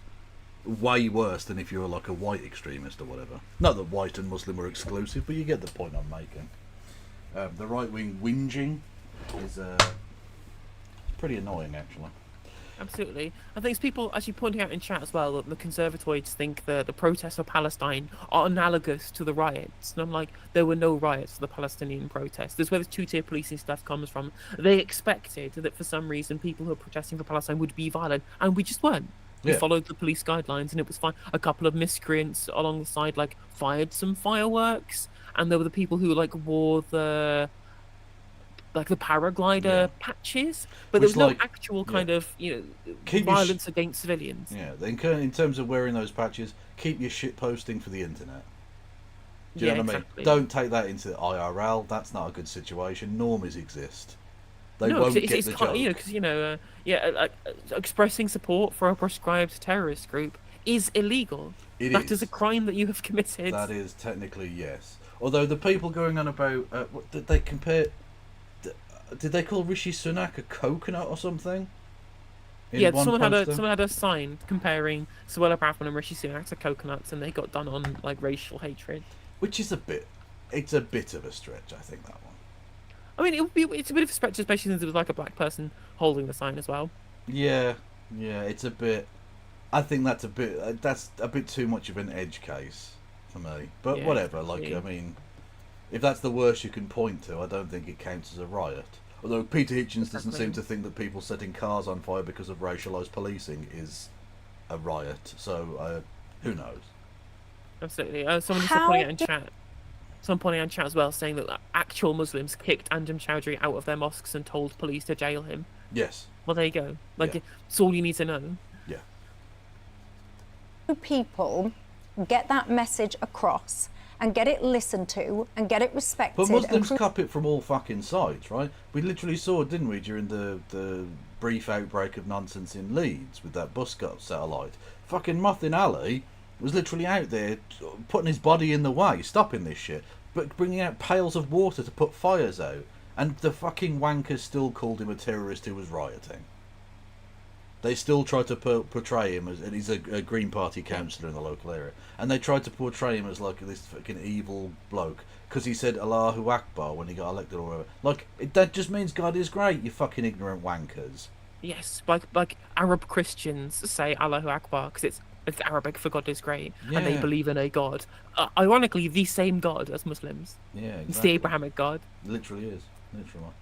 crucially get it acted on that controlled immigration is the policy that they require in this country, and the stopping of the birds likewise. How do you do it? So, the Tories just got 24% in general election, precisely for the reason you've just said, really. They were punished for failing to live up to the pronouncements that they'd made all the way back to David Cameron in 2010, reducing immigration to tens of thousands. We get net immigration under Priti Patel of 1.3 million over 2 years. Extraordinary, really. Let me couch this in what it would look like if the shoe was on the other foot. If you had a left-wing electorate and you repeatedly had a Labour government voted into office and they were promising public ownership. They were saying we're going to bring rail, mail, water, energy into public ownership. And what they did instead for 14 years was just to privatise stuff. That would be really bad. That would be an insult to democracy. That would undermine the... Exactly, whereas the Labour Party aren't promising any of that, and they're just going to privatise anyway. Literally, with all of the contracts going out to BlackRock. Awesome. Love it. Yeah. Love to see it. legitimacy of our system. But I don't think any of your viewers or listeners would say that therefore means that all those left-wing people who kept on voting for a Labour Party to bring things into public ownership, that didn't happen. Therefore, and I know you're not saying this, but I'm just trying to clarify how silly that rationale is, therefore they can go and, I don't know, set fire to the houses of CEOs. That's the equivalent situation, isn't it? We do not support that, okay? We definitely Nope, condemn the thing definitely he do not. said. So, Absolutely. I fully condemn people doing violent attacks on Yeah. people because they own the means of production. Exactly. Do not do this. We absolutely 100% unequivocally condemn such actions. yeah, exactly. It's not based at all. It's not. No, 'Cause the failure you're, is- you're the failure is- deliberately avoiding my point, because I categorically said at the outset none of those criminal Sure. activities are justified or excused. Well, I've said Okay, but you are trying to sort of justify and excuse it, though. Because you're trying to say that at least the nominal reason that you think this is happening means that these people are so disaffected. What other choice did they possibly have? I mean, I would push back and say again, just like I would say, that analysis isn't justification, right? Yeah, but we this all is understand. GB We all, News. Why are you giving them like I don't know, good what's the word? A good faith argumentation? They're propagandist hacks. You know what they're doing. I mean, I think that's true. Right? But again, the issue that people had, I think, when you look on the ground, when you spoke to the ground, I saw a lot of vox pops and analysis of people who were out there and protesting. Like, some of them brought up legal migration, who thought net migration was too high, but most people were talking about the hotels and the boats, which is not anything to do with political promises that were made by the Conservative government during general elections. They mostly made comments about legal migration, reducing those numbers. What they were talking about was the Conservative policy of housing asylum seekers in hotels, but that isn't an artifact of Conservatives breaking promises. Yep. That's an artifact of the Conservative Party stripping funding away from the asylum processing system, and also at no point having run on a platform of removing ourselves from our international obligations towards the Refugee Convention or the European Convention on Human Rights. Indeed. Let me give I made that clear. So what I'm saying is, so we all agree you can't go around setting fire to things. Yeah, we agree it's wrong, you shouldn't do it and all the rest of it. Yeah. I'm asking you then, so you can't do those things, that is wrong, everyone agrees that's wrong. You can't get the policy changed democratically because we all agree. Well, hang on a minute, you're saying that. Let me quickly answer this, Peter, because I know Peter's itching to come back to this. First of all, you can't legally He's itching to get back in because his name's Hey. Itching. Oh, okay. protest. I might not agree with Tommy Robinson, but if they want to lawfully assemble and make a point politically... I personally think, absolutely, if Tommy Robinson wants to peacefully protest, he should fly back to the country. Oh, he'd get arrested. Okay. It's true. The thing is, and Aaron is right here, 100%. You know, I made this point when we covered this the last time about protests, saying like, look, I disagree with the anti-lockdown protesters, for example, congregating explicitly against our lockdown rules that we had, but they absolutely had the democratic rights to protest, no matter how ridiculous I thought their protest was. And I'm sure the right wing, the kind of the centre, the actual kind of centre right, which is basically just the Labour Party at this point, think that it's perfectly reasonable for pro-Palestine protests to peacefully protest, even if they disagree with them. Yeah. This is democracy. This is a liberal democracy. This is how this is supposed to work. Well, I have this with some of the people who are going on about, oh, the Muslims are calling for Sharia law. They're allowed to. In a democracy, you can call for all kinds of crazy shit. That's fine. What? The irony about this as well is that there's a huge irony in people saying, oh, they want to campaign for Sharia law. No, they already follow Sharia law. No one, actually very few Muslims in this country outside of like Wahhabi Salafists or whatever, the kind of the Islamist expansionists, very, very tiny minority of Muslims in this country, they already follow Sharia law because Sharia law is a precept that you follow yourself. Yeah. The vast majority of the time, not a blueprint for how your polity approaches the law within a nation state. Because Sharia law is you have to follow what you believe in as according to Islam, as long as it doesn't conflict with the laws of the land that you're already on. There was literally a very famous video went around Twitter, somebody saying, we shall follow Sharia law in every way that it does not conflict with UK law. Because that is a personal law that they follow themselves. Yep. But part of that law is obeying the law of the land that you are on. No one's trying to change this. You don't see, and there are no Muslims at all anywhere who run for election regularly in this country who have their particular thing saying, we want to change our country to make it more based upon Sharia. Nobody says this because they know they can follow it themselves and let the country that they have moved to or they've grown up in with a different kind of separate value system be part of where they've tried to integrate with. In fact, they're pretty good at integrating in this ground. Indeed. In fact, like even Islamists don't even necessarily want to impose Sharia law, right? I'll take a very extreme example. In the Gaza Strip, relevant to this conversation, in the Gaza Strip, Hamas are obviously in charge, and they are, whilst they are like Islamists, and they're pretty and hard. We condemn. We do condemn Hamas. But in terms of how they approach lawmaking, people always say, well, if you went into Gaza Strip, you would be hated for being queer. And that's true. But a lot of the kind of Sharia precepts that Islamists would like to impose on the people, Hamas don't do this. And in fact, ultra-religious, like Islamist sects within Gaza try to force Hamas to be more in line with their own personal creation of the law, in line with Sharia. And do you know what Hamas did to these people? They fucking killed them. because they realise actually, creating divisions within the society, it undermines the national project for Palestinian statehood. It's why when people describe Hamas as an Islamist group who fights for Palestinian nationalism, I think that that's wrong. Like, they're Palestinian nationalists first and foremost. Islamism is the vector by which that they will push it, but they are Palestinian nationalists first and Islamists second. Indeed. Also, in terms of the argument, the rather disingenuous argument, because it's often made by homophobes, that if you went into Gaza, they'd hate you for being queer. There are pubs in walking distance of where I currently am that if I walked in there, they'd hate me for being queer. Like, we're not fucking perfectly clean on this, lads. It's not like we're a bastion of acceptance. It's true, exactly. And on top of that, like, if I went to the Gaza Strip, I'd probably more likely get killed by a JDAM. Yeah, I was about to say, just don't go near any hospitals or schools or houses or, mosques. Anything, really.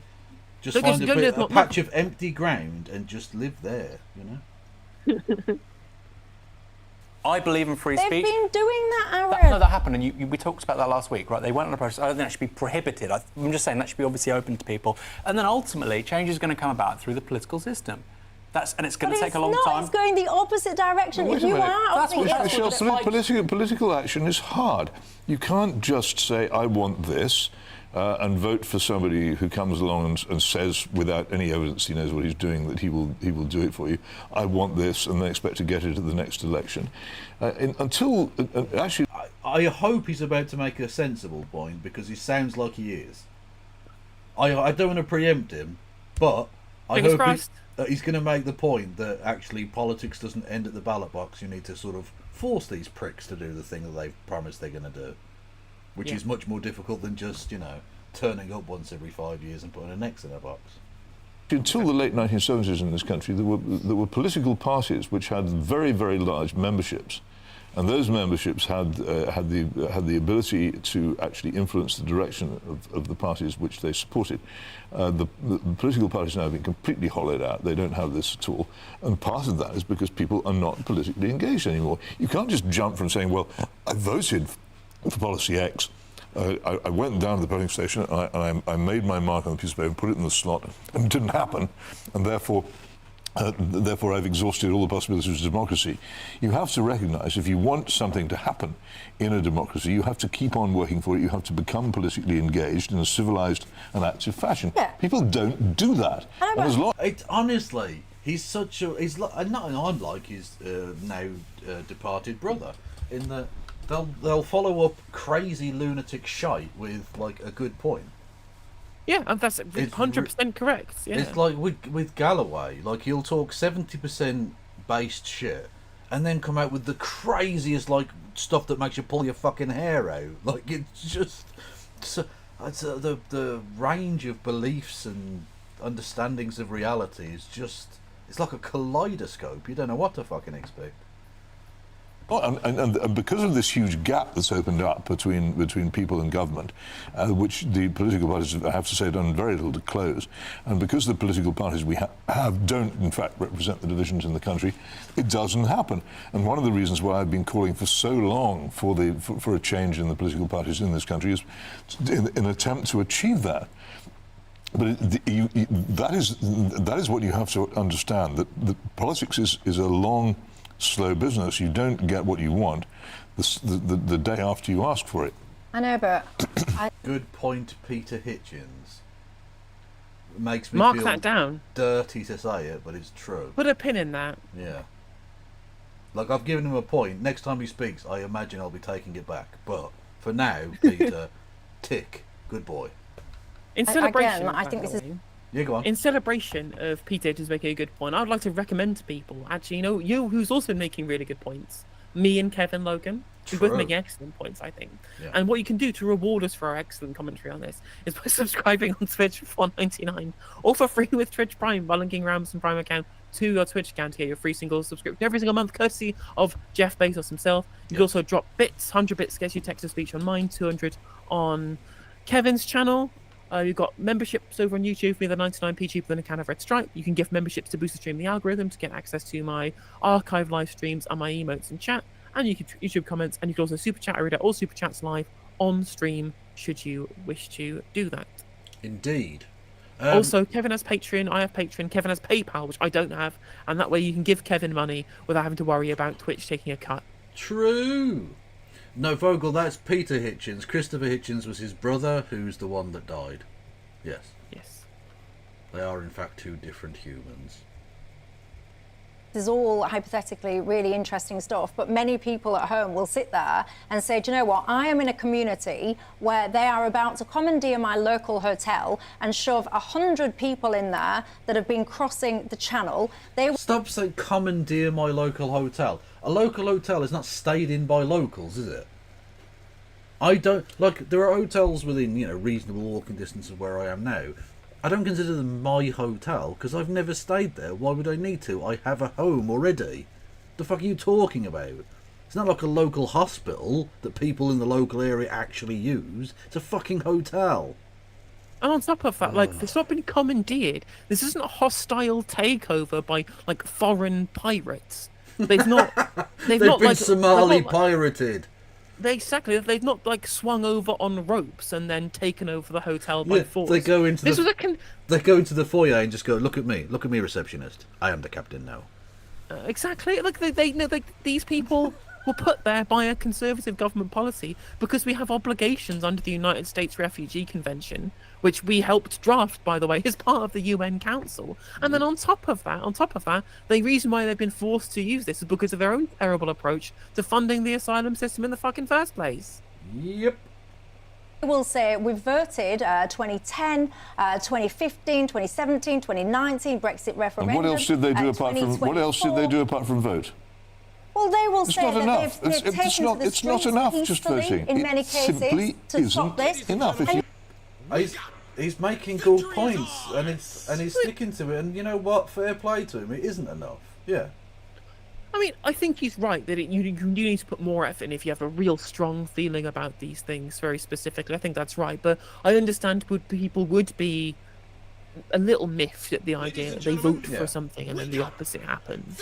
Especially when, like, there's a difference between a government having it in their manifesto and then not doing it, and also a political party campaigning on it very heavily, talking about, you know, remember in 2015 how basically every conversation was about migration to the point where the Labour Party had anti-immigration mugs. That's how much it was part of the discourse. Controls on immigration, says Esther McVeigh, yeah. Exactly, and then of course what that means is that this wasn't just people voting based upon a point in the manifesto. They looked at the broad promises that were being made by politicians in the media, and they felt like their promises had been broken. And I understand why people are angry about this, but you can't just, you know, things are too complex. And again, the problem is, of course, people haven't been educated well enough by our media and by our politicians about the nature of asylum seeking, the nature of migration, the nature of the economic impacts of migration, like the nature of population increase and of aging population and population decline in certain sectors. Like, there's so many wonderful facets to this conversation, and we just get stuck on 700,000 net migration. Number too big, number must go down. Exactly. It's when this is the actual danger of making things into a political football, when it just becomes this partisan sport where neither side, for their own political reasons, want to tell the truth about the situation for one reason or another. People don't understand the situation and vote very badly accordingly. I would literally point to the entirety of Brexit as an example of that. People didn't want to talk about it. The Labour Party didn't want to talk about it because they were pro-EU and some of their voters weren't. The Tory Party didn't want to touch it because it literally was going to split their party in half. That's the entire reason that Brexit as a concept came to be. And then people didn't vote accordingly because they didn't realise that actually lots of things we rely on. It's not just non-bendy bananas and fucking dumb shit like that, you know? And also, on top of this as well, is that people voted on simple questions rather than on complex policy because it was never explained to them. There was no plan. Like Brexit specifically and migration too. Like their vote was entirely based upon in or out, more or less, bigger or smaller, rather than what impact you want to have. Yeah. Not even as big as that. Just simply, we want sovereignty. Some generic concept of we want to take our country back. And if you ever try and drill down on what that means, they just get angry because they've not really analysed it because they haven't been given any fucking information to analyse, I suppose. Yeah, that's the thing. Like, again, like they are offered simple solutions to complex problems because, Yeah. well, as I said before, we have subcontracted out political decision making to our political and media class, and we have deliberately disincentivized civic participation outside of that. Yeah. It's almost like You care. that was the point, and that benefits those people if we do that. Indeed. It's almost like that was the whole fucking point. Also, thank you for the 10 gifted, David, and for the 10 gifted for Minsky. Appreciate the support. If you care seriously about it, you have to do more than vote every 5 years. Can I say, I Michelle, know, quickly but something? well, I might come back to this actually. What I'm saying to you is, if you're someone who's directly impacted by these policies in your community, you hear the stories like that lady that very sadly drowned crossing, or was killed crossing the Channel very recently. You hear the stories about people there. A lot fewer of them would drown if they were on the big ships that don't sink. If we allowed them to come here safely. But, that would involve us having to, check some of the controls we have on immigration, which you claimed we didn't. Exactly. Also, thank you. Also, Galaxy makes a good interesting point here. Who are the owners of the hotels and B&Bs that are profiting from businesses being used by the government to house asylum seekers and people needing emergency accommodation? I mean, I'm sure they're very happy about this, getting loads of money from the state to essentially cover up the state's failure on investment elsewhere. Yeah. Where have we heard that before? Private businesses profiting from failure of government investment. But you also got to remember as well is that the government doesn't directly speak to these hotels. They get in subcontractors who then do the hotel contracts for them and do the negotiating and the conveyancing in the background to be able to get these people on board. Guess which one of the subcontractors that they are using for the hotel accommodation for asylum seekers to liaise with the hotels? Of course, it's fucking Serco. Of course, it's Serco, the people who literally are run by somebody who's a grandson of Winston Churchill, Conservative Party MP and Prime Minister. True.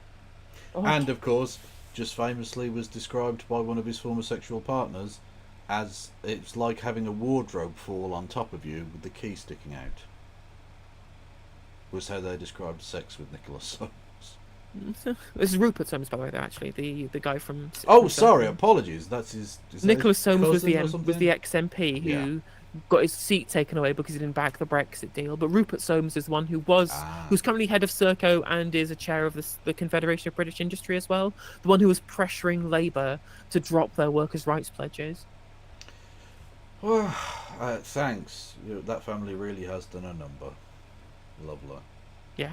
Getting knives out and stopping anyone from trying to assist that person from getting help because they wanted to be here. You hear that story about that little girl, I think she was about 7, getting trampled on by men that had no regard in that boat. And then you sit there and you go, these people are coming to a hotel near me.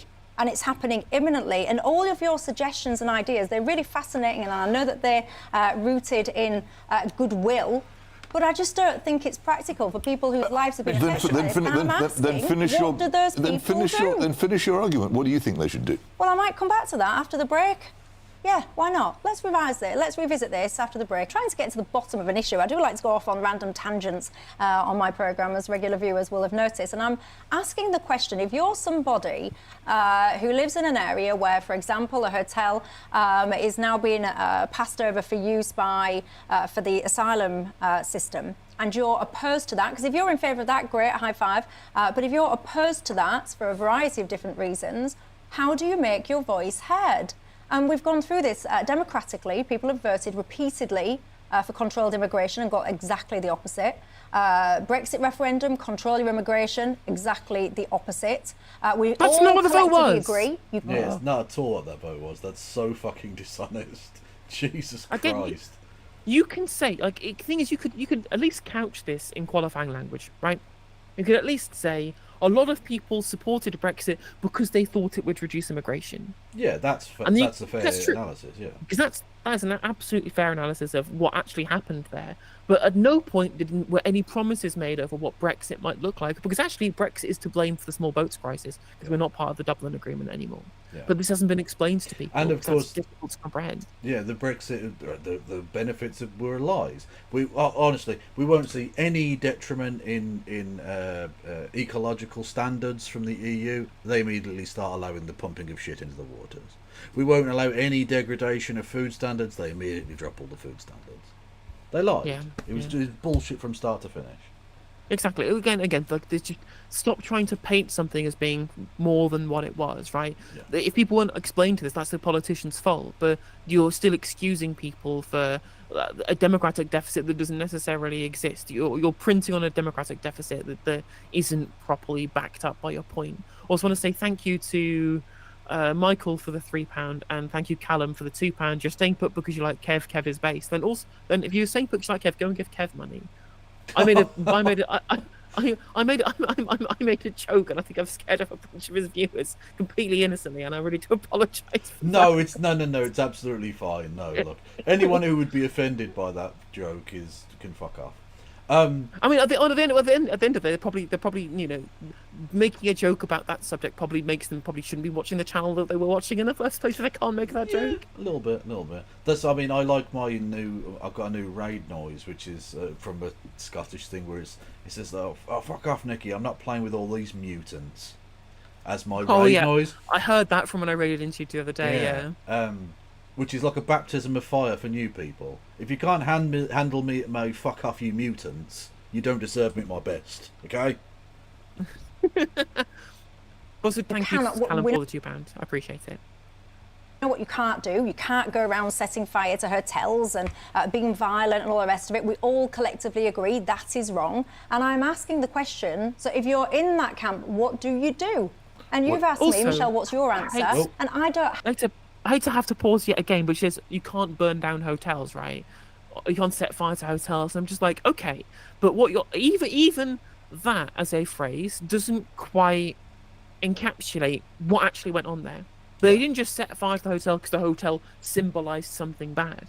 Like, they didn't just set fire because the hotel was part of they thought it was a part of the problem. No, they set fire to the hotel because they wanted to kill all the migrants inside the hotel. Like, that's why they barricaded the doors. Maybe you could possibly intimate that it was just random violence because they hated the hotel because of what it represented. If they just committed some arson and then ran away. But that's not what happened. They tried to set fire to the hotel and then barricaded the doors to the people that they wanted to kill when their terrorist act couldn't escape. Yes. This is a really important point of inflection. Indeed, that's why it's terrorism. Rather than just random sporadic murder, you have specifically targeted a group based on... is it technically an ethnicity? I'm not entirely sure if it can. Well, asylum status. Even the asylum political status, yes. Yeah. Their political status, and targeting them with murder. That's fucking terrorism. I don't know how else to describe that, really. Yeah. Have one. I'm genuinely you don't have it. I go back to my original answer. You have to work for the political objective that you want. But that's a long-term answer. Absolutely. It is a long-term. It is a long-term, but like, you realise that this is a really complex fucking issue. You can't just solve it overnight. Even if you wanted to reduce net migration to tens of thousands, do you think that happens tomorrow? Like, of course it's a fucking long-term play. What do you think public policy is? It's not a fucking magic bullet. It's not a button you press. Although apparently, according to some people, it is. You just press the grow the fucking economy button or whatever. But Stop inflation button. Yeah, exactly. But it takes fucking time. It's a nation of nearly 70 million people. Stuff doesn't just fucking happen overnight. Nope, true, very true. So it's the only way to do it, and I took on myself to call for a basic reform many years ago, and the response I got from the people who are now saying all things such as you say, or who are calling these events riots and taking all kinds of other views which I strongly disagree with, the response I got when I said, look, we really needed to get rid of the Conservative Party in the year 2010, which was the point when it could have been done, was I received nothing but abuse and worse than abuse from I lost friends. People stopped talking to me. To be fair, that's just because you're a very unlikable man. True. Do you know what I mean? Like, Conservatives do this all the time. I'm being ostracised because of my views. No, it's just you're a horrible person. I mean, absolutely. We'll definitely have to come on to the thread I was talking about later about people just not wanting to associate you if you're just a bell end. Yeah, it's fair. everything I said was denounced. I couldn't even get a hearing in most cases. And now an awful lot of people say you were right, or other people say, well, why don't you carry on saying it at the last election? Well, it's too late by then. But the fact was there was a time between 2003 and 2010 when people in this country who wanted this sort of thing to be reformed had an opportunity to reform the political system of this country. All kinds of idiots say, well, what we want is proportional representation, which would achieve worse than nothing for conservative forces in this country, or other kinds of nonsense. Exactly, which is why it'd be based in awesome. We should do that. Yeah, literally, Yeah. it didn't happen because the Conservative Party were the one in power who tried to stop it. Yeah.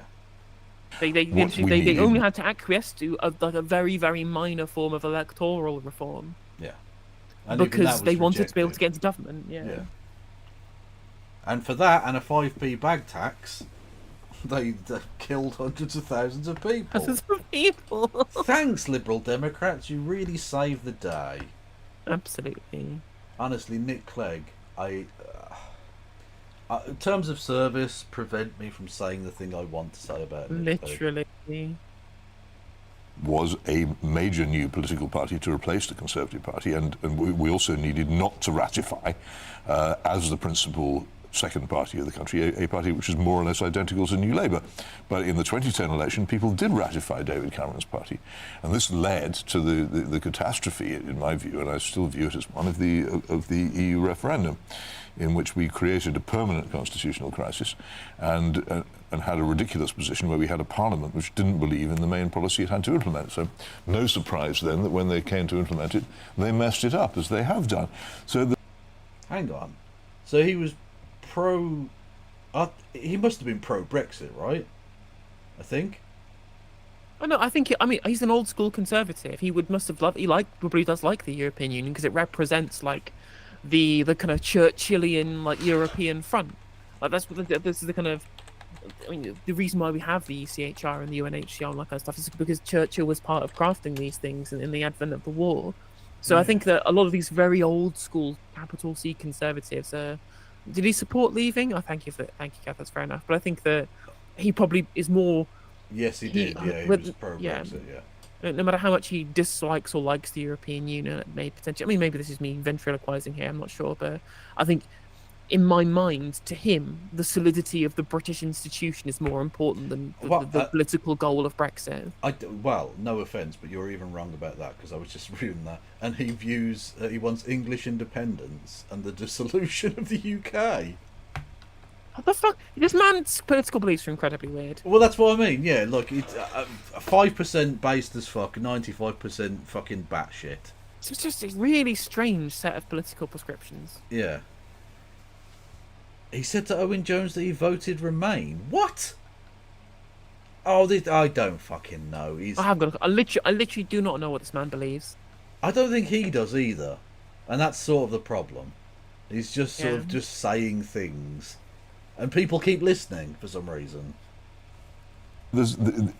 People would not look in the face the thing they needed to do, which was the necessity of individual political action where you live, creating a political movement which represents, in a civilized fashion, the things you think. It's no good saying, well, I've shouted, I voted 4 times in 20 years and nothing's happened. Of course nothing's happened. Why would it happen?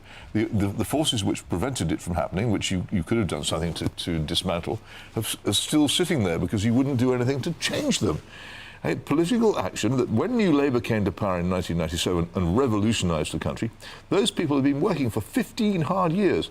I loathe everything they did, but my goodness, they'd done the preparation for what they were going to do. They had a detailed political programme and a working political movement to implement it, and they achieved it. Now, on the so-called right in this country, there's been nothing of the kind. And to complain now, oh, well, no one's done anything they asked for. How hard did you ask? Well, I mean, I'm going to bring you in after the break, Aaron, and you can respond. Yeah. But he's not wrong very specifically in the Conservative Party. They had 14 years in government. 14 years. That is longer than New Labour had from 97 to 2010. Think how much change we got in this country from 97 to 2010. Constitutionally, socially, economically, maybe not so. Economically, we stagnated a lot and did the same things we did previously. But socially and constitutionally, we changed a huge amount. Things like the Equality Act and the Freedom of Information Act and all these kind of things that really kind of changed the the country into like the liberal Britain that we have today. That is a very much the legacy of the Blair administration. Not much economic change, but huge swathes of social and constitutional change because of their giant majority and mandate to be able to do so. The Conservative Party have been in power for more time than that. They've done nothing. They ballsed up the economy with austerity. What have they changed? Yeah. What have they changed? What fundamental reform have they made to this country? They just kept the economic system the same. They bang on about like things like the Equality Act and all the social change of the Blair administration that they hate without actually changing any of them. Again, Pete Hitchens rightly calls out because they didn't know what they were doing and they had no plan. They just wanted to get into government, probably just for a ministerial red box, a ministerial car. That was always just like that was always what relevant for them. Did they have like a long-term plan of how they wanted to change the country? No, of course they fucking didn't. They've done nothing. 14 years, they have nothing to show for it. And of course, it's because they're not political actors. We've said this many times on stream. The role of governance, does not concern Conservative Party politicians. The actual role of doing governance is completely not their concern. They just want to be in power for power's sake. Yes, indeed so. European Union. So I've gone to Peter Hitchens' Wikipedia page, and the European Union bit. Hitchens is critical of the European Union and argued for many years before Brexit that Britain would be better off outside. In 2017, he endorsed the Flexit model, which was the most sensible and moderate way to leave the EU while remaining in the European Economic Area to preserve the economic benefits, blah blah blah. However, he did not vote in the 2016 EU referendum because he's critical of referendums. I mean, it's probably good to be critical of that referendum because it was such a balls up, because it was just yes, no plan. And as you pointed out, it forced the Parliament that hated the idea to have to do the thing. Yeah, which exactly. is not that, and that's sort of the problem. To try and mix up representative democracy and direct democracy just is going to lead to that kind of dissonance. What's interesting as well is that, speaking of referenda, I think Peter Hitchens' criticisms of referenda, especially in the case of Brexit, are very well founded. In the you don't really have a proper plan to go with it. You just have do you want the thing, yes or no? Yeah. And it creates a constitutional crisis, it creates a political crisis, and it creates societal divisions and also political opportunism, which has been seized upon by people on the right wing, Nigel Farage and Richard Tyson, Reform UK and the Brexit Party, even people who stood for UKIP like Sarah Lavacad and Count Dankula. They also definitely managed to grift off of the whole divisions that were created by the Brexit referendum, the kind of political hurt that was created by this fundamental division over a Boolean issue. And the political opportunists who seize on this know that this is powerful. You see, remember the last however many years Nigel Farage has been banging on his GB News show about this idea of a referendum on net zero? Yeah. That's because he wants to do the same thing, right? Yeah. Rather than having like a complex and drawn out and kind of protracted political process over how we approach net zero, the bargaining in the background, the political posturing over it by different political parties trying to get elected under a kind of sclerotic, but at the very least kind of checked and balanced political system. That's not good for a demagogue. That's not good for an iconoclast having to get caught up in what is essentially paperwork, which is how policy can go through this and usually come out a little bit more nuanced at the end of it. It goes through the whole checks and balances without being huge, wide-scale kind of cataclysmic social or political or cultural change or economic change at that instance. And so rather than having that drawn-out conversation, they want to go, okay, just have another referendum. Have another referendum, we'll draw some dividing lines, we'll divide society, we'll create societal disunity and societal entropy, and we will be the strongman who will capitalize on this disunity and this entropy that is created by having this referendum, yes or no on net zero. Because then, of course, that doesn't have any precepts behind it. Is a pro-carbon policy or an anti-climate change policy, are these net zero or not? Who knows? Because all that does is change the goal about when you're supposed to have net zero carbon emissions. Every single policy will still have a bunch of chicanery in the foreground or in the background about whether it has any societal utility. But the anti-net zero people, they will say, well, we voted for anti-net zero in this referendum that Richard Tice wanted or Farage wanted. And so you can't do this thing that minimizes the impact of fossil fuels because that's a net zero policy, even though net zero is the policy goal of when you receive net zero carbon. It doesn't say anything about how you reach it or what the rest of our energy market looks like. And they're trying it yet again. And they're trying it yet again. They would make it the most extreme version, like you say. Anything that didn't use oil or coal would be seen as net zero and woke, and therefore would be made illegal because everyone voted for the strongest form of net zexit. I don't know what the fuck it would be called. Anyway, so they do the same fucking basic shit. Exactly. And talking of his demagoguery and not wanting to get not wanting to get embroiled in the actual business of governing. It's been, I think, 12 days since the Maze fire that happened in Clacton, his constituency, and he tweeted out, "Oh, I'll be there soon in a couple of days." Still hasn't been there. Nope. Exactly. Again, 100%. He's just absolutely a demagogue. And the thing is, they're trying to do this referendum thing again, right? They lost on the net zero referendum idea because nobody cared. Yeah, actually, no one gives a shit. But by nobody cared, what I actually mean is people in this country really do support pro-climate legislation. Yeah. They really actually, we are one of the greenest countries in Europe in terms of public opinion on whether we support policies to mitigate the effects of climate change. We're further than France on this, like we're further than the French right. Our Conservative Party are in the same position as the French left. Our Conservative Party are in the same position as the Democratic Party in America. Like in the Western world broadly, we are an incredibly pro-climate party. We like to see policies that impact the deal with the impact of climate change. We really, really do. And every poll showed that even Reform UK diehard voters didn't care about their net zero grid. Exactly. They tried to make it a wedge issue and then discovered that there weren't any people on the other side of the wedge, so they weren't divided. Exactly. There's no one to divide there, you know. So they realised their mistake. Now you see what Richard Tice is banging on about now. Richard Tice is now banging on about a referendum on net zero immigration. Hey. That's another thing that you could theoretically use to divide the population, obscure the nuances, make people base their opinions on political policy about how they voted on in a referendum with no real kind of policy background behind it or clear plan about how it would be implemented. But you can just say, well, this is a betrayal of the referendum, regardless of what the referendum said about this thing. Again, are we going to give visas to students to try and come bring their family here, even though they'll be gone in 3 years? No, because it will increase net migration. We can't have that. That would break the rules of the referendum, or that would undermine the spirit of the referendum, because that's what people talk about with Brexit. They never talk about what was in the referendum because it was just in or out. But they have got their own idea that they can imprint about what the spirit of the referendum was.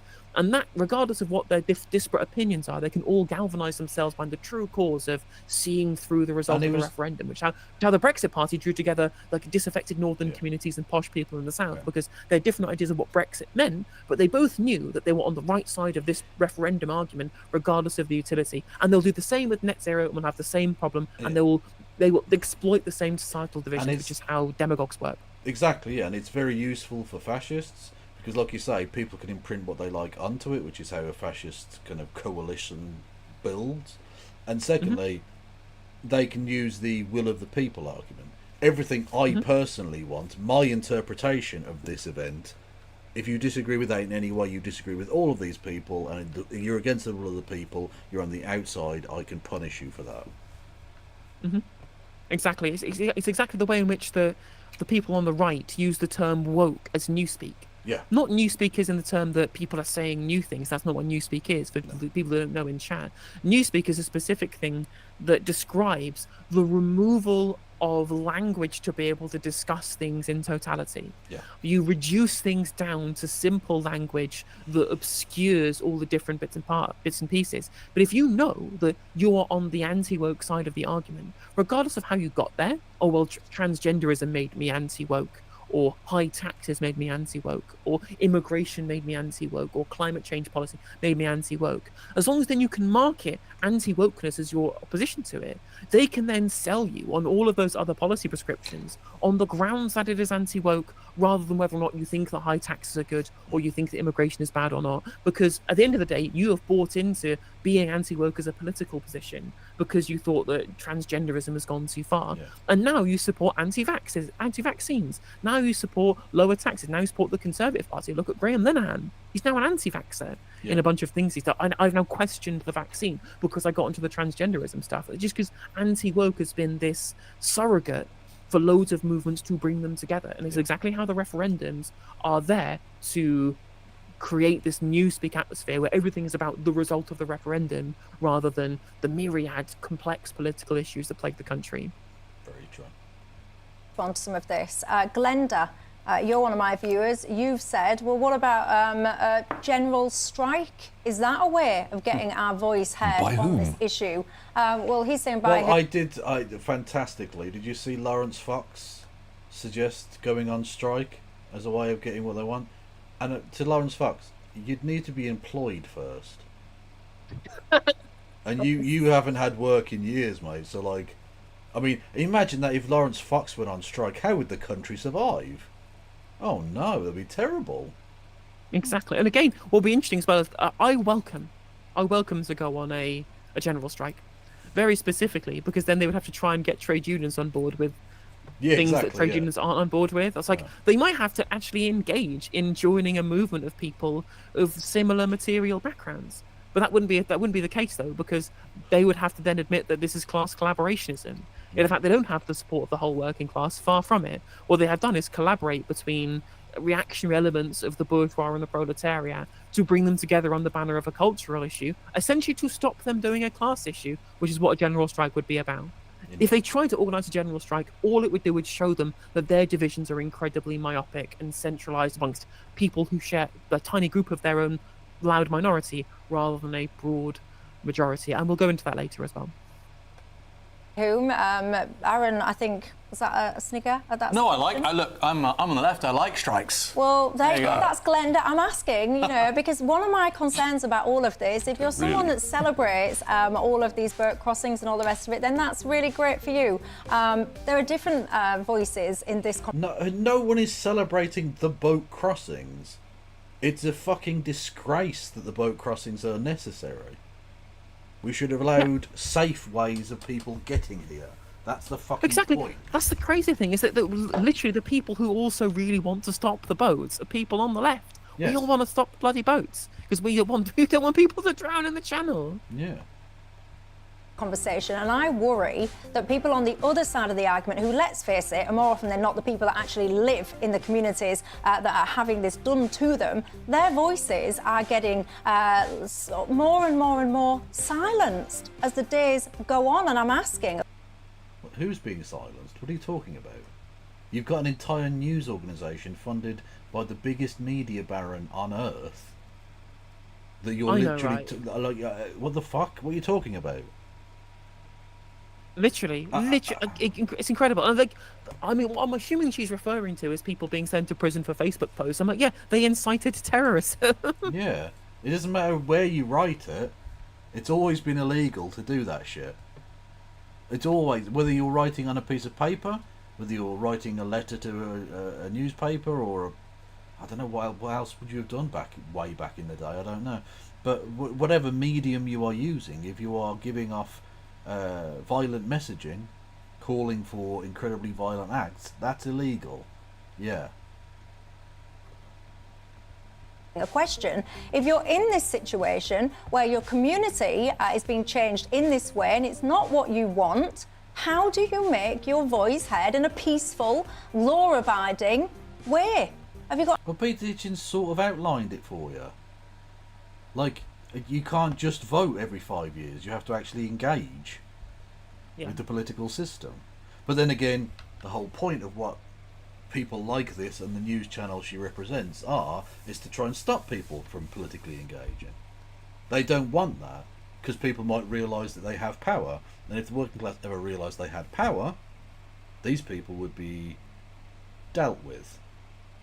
People have lost their right to commit... Sorry, people have lost their right to commit crimes online with impunity. The courts have gone woke. True, very true. Very true. Enemies of the people. Fact. Yeah. Now, I was going to carry on with this show, but I think, given how tired I am, I would be doing a disservice to both yourself and the audience if I were to carry on, frankly. So what I'll do... do you want to go over the? Actually, do you want to go over the before we do it, pop off? Do you want to go over the because what's from the subject of the riots? Do you want to cover the document I just sent you? Okay, yeah. I thought that was super interesting because it shows the public opinion on the riots, and the really important thing you need to notice here specifically is just how much Liberal Democrat, Labour, Green, and Conservative voters essentially all believe the same things. And the people who believe different, it's just Reform UK. They're in a tiny little literally bubble just Reform about the UK, yeah. riots. So if you want to scroll down, let me try and find the page that it's on. The really kind of So the public see the events in the last 10 days. The public are more than 5 times more likely to describe the disorder on Britain's streets as riots, 74%, than protests, 14%. Does rather suggest, Peter, that you're in a minority, my man. Yeah, exactly. But you look at the difference here, like on like describing them as riots, Labour, Conservative, identical, Lib Dem, Green slightly more, Reform UK way out of step with everybody else. Everybody else. Literally 74 is the average, and that's been bumped down because of 54 Reform. Exactly. And then you scroll down to the next one. Every single one of these things, you just Oh see this my gigantic God. outlier from Yeah. Reform UK voters. Based on what you have seen and heard, which of the following statements closest to your views? The riots are mostly born out of blue, legitimate concern for those who worried about immigration in the UK. A turquoise, I suppose, far-right ideology and racism. Red, a desire to engage in violence, looting and criminal damage. Naturally, the far-right one, because the fucking dickheads in Reform they're not far-right, they're classical liberals or whatever. 11. Compared to the nearest one, which was 24 for the Tories, 32, 42, 56 for the Green Party. Like 11% of them said it was the far right and racism.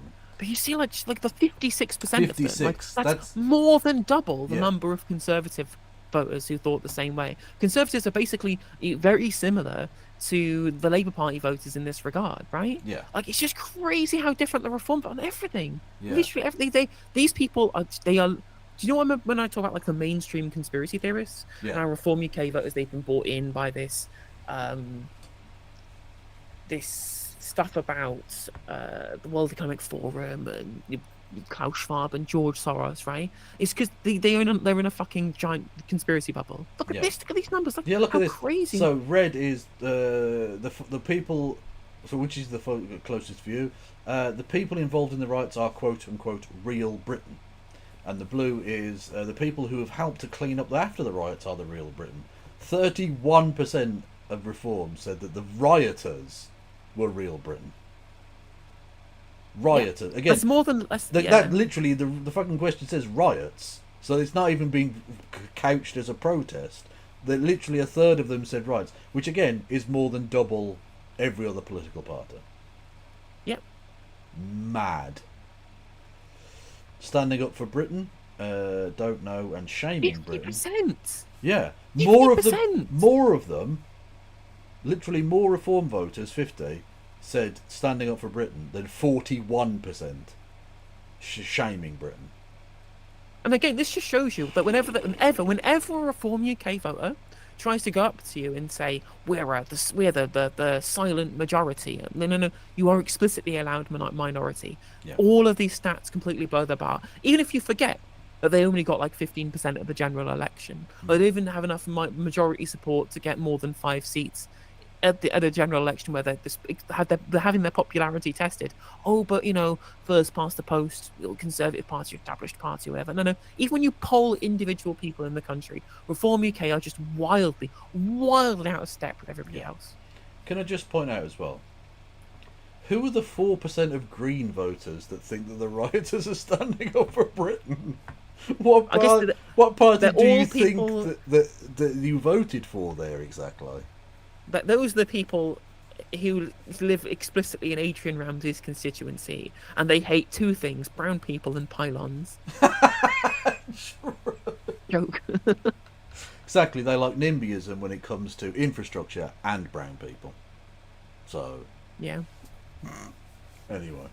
But yeah, you And always this get those this people. next- Like, I remember something ridiculous, like 5% of UKIP voters voted to remain in the EU. Look, it's just mental. Like, why did you vote for UKIP then? What are you doing? What? And maybe they thought the referendum was poorly managed, which is literally Well, true. yeah, I guess, but I mean, it's still like it's a weird combination, Anyway, It is. This next one's crazy. yeah. Which of the following comes closest to your view? Blue is I am proud that Britain is a multi-ethnic society. Turquoise, I am neither proud nor not ashamed that Britain is a multi-ethnic society. Red, I am ashamed that Britain is a multi-ethnic society. Look at that. 23% of Reform UK voters. 23%. I mean, it's bad enough that 10% of Tories. But 23%, which again is over 3 times the average. Yeah, and literally, like if you think again, opposing a multi-ethnic society, right? Because even a society with a broad ethnic majority, but has some other ethnic minorities inside it, right? Yeah. Is still a multi-ethnic society, right? Israel is an ethno-state and is still a multi-ethnic society because they got like 20% Arabs in the population, right? They can be an ethno-state and still be a multi-ethnic society. And like if you hate on the idea of ethnic societies in general, you are a white nationalist. Yeah. That's what you are. Yeah. And not just that, but this puts play to the lie of them being against multiculturalism. Because I get the argument that it's not about race. We want people to assimilate into a culture. I don't like that bullshit, but at least that's like peaceful. You're not necessarily being racist or whatever. Whereas these people are literally saying, based on their ethnicity, I am ashamed that we have anyone else but white Anglo-Saxon Protestants. Yeah, literally. What the fuck is... That's wild. It's crazy. What's interesting as well is that the Lib Dem and Green numbers for being shameful about of ethno-nationalism, right? Yeah. They're higher than Labour. Yeah, that is interesting, yeah. Again, just goes to show you the Greens are fascists. 3%. Again, it's just Adrian Ramsey's crew. Eco-fash. That's exactly what it is. It's eco-fash. That's what that tiny minority is. Who the fuck are the Lib Dems? Who are the 4% of white nationalist Lib Dems? Who the fuck is they? That's the one good thing you're about, isn't it? Like, it's basically Toryism, but without the racism, for the most part, kind of. Right? But even then, the 4% of you are still cunts. Brilliant. Yeah, really weird. People participating in these riots speak for me, don't speak for me. 41%. 41. What is interesting as well, it's really important to note this down too, is in most of these things, especially the really kind of extreme ones, like people participating in riots and protests speak for me, it's still a minority of Reform voters. Yeah. Whilst the amount of Reform UK voters who ascribe to this is way higher than every other party by like a country mile, double, triple in some cases in terms of numbers. They're still a minority within their own party. Yes. Now, what this shows you is that Reform UK pandering to it, that's not a politically advantageous position for them. What they should be chasing is sceptical but liberal conservative voters and leaving the fucking wingnuts to support them because they have nowhere else to go. Yeah. That's the strategy that should be for Reform UK, because even the people who are wingnuts who support their party because they're a wingnut party, even they are a minority within their own party. Well, exactly, yeah. If their long-term strategy, if they're to become anything other than just, a small rump party of demagogues, is for them to try and essentially supplant the Tory party as the Conservative Party. Right? Mm-hmm. So they need to actually tack more towards the centre. They can still stay relatively far right on immigration, because unfortunately that's where the zeitgeist is, and that's just the way it is, unfortunately. But you do need to move away from this kind of dumb shit. The fuck? And this weird shit with like fucking supporting or being kind of supportive of Russia. Like, that's not... No one supports that shit. What the fuck is wrong with you? Yeah, there's no political legs for that in this country. And the vast majority of people who want to be pro-Russia in terms of our electorate, they're already well served by George Galloway, because most of the pro-Russia people are not on the right in terms of economics. They're not on the right. They probably won't be socially conservative, and George Galloway is that, but most of them don't support the disaster capitalism of Farage and co. Indeed. Do you think the police in the UK, blue, treat white people more favourably than people from ethnic minorities? Purple, treat people equally regardless of their race. Grey is don't know, and red is treat people from ethnic minorities more favourably than white people. 47. So basically half of Reform voters think that the police treat ethnic minorities more favourably than white people.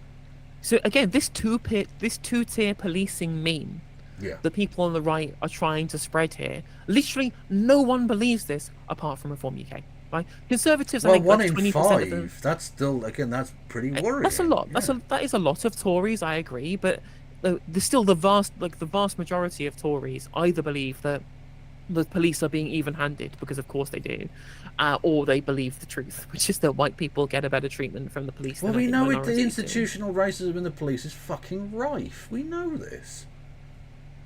Jesus Christ, these people. But like I said, half of reform vote, they are just so. Again, A, they're not a silent majority, and B, they're way, way to the right of the average. Way to the right. Exactly. Again, the stark difference between Reform UK and the Conservative Party, this is the wedge.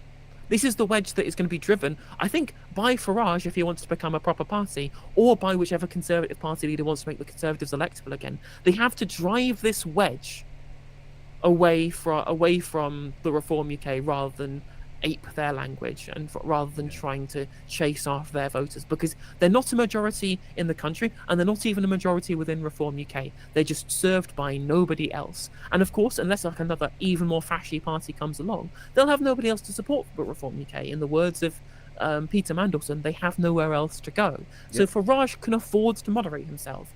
He can afford to moderate his position and go further towards I condemn this because it makes my political desire, my desire in the political process to reduce immigration, it undermines our point if you use extra political methods to try and do this, such as riots, such as pogroms and things like that. But he doesn't do that. And it just shows me that he's not as canny a political actor as many people try and point out that he is. No, he's rhetorically gifted, he's charismatic, but as a political strategist, I think he's got some work to do. Oh, 100%. Yeah, he's not the long-term leader of this political movement, basically. Otherwise it dies. It dies with him. Which I sort of hope it does, I guess. That would be good. But if they're to actually have a long-term future, they need someone who can hide the power level way better than this. 100%. That's fucking wild shit.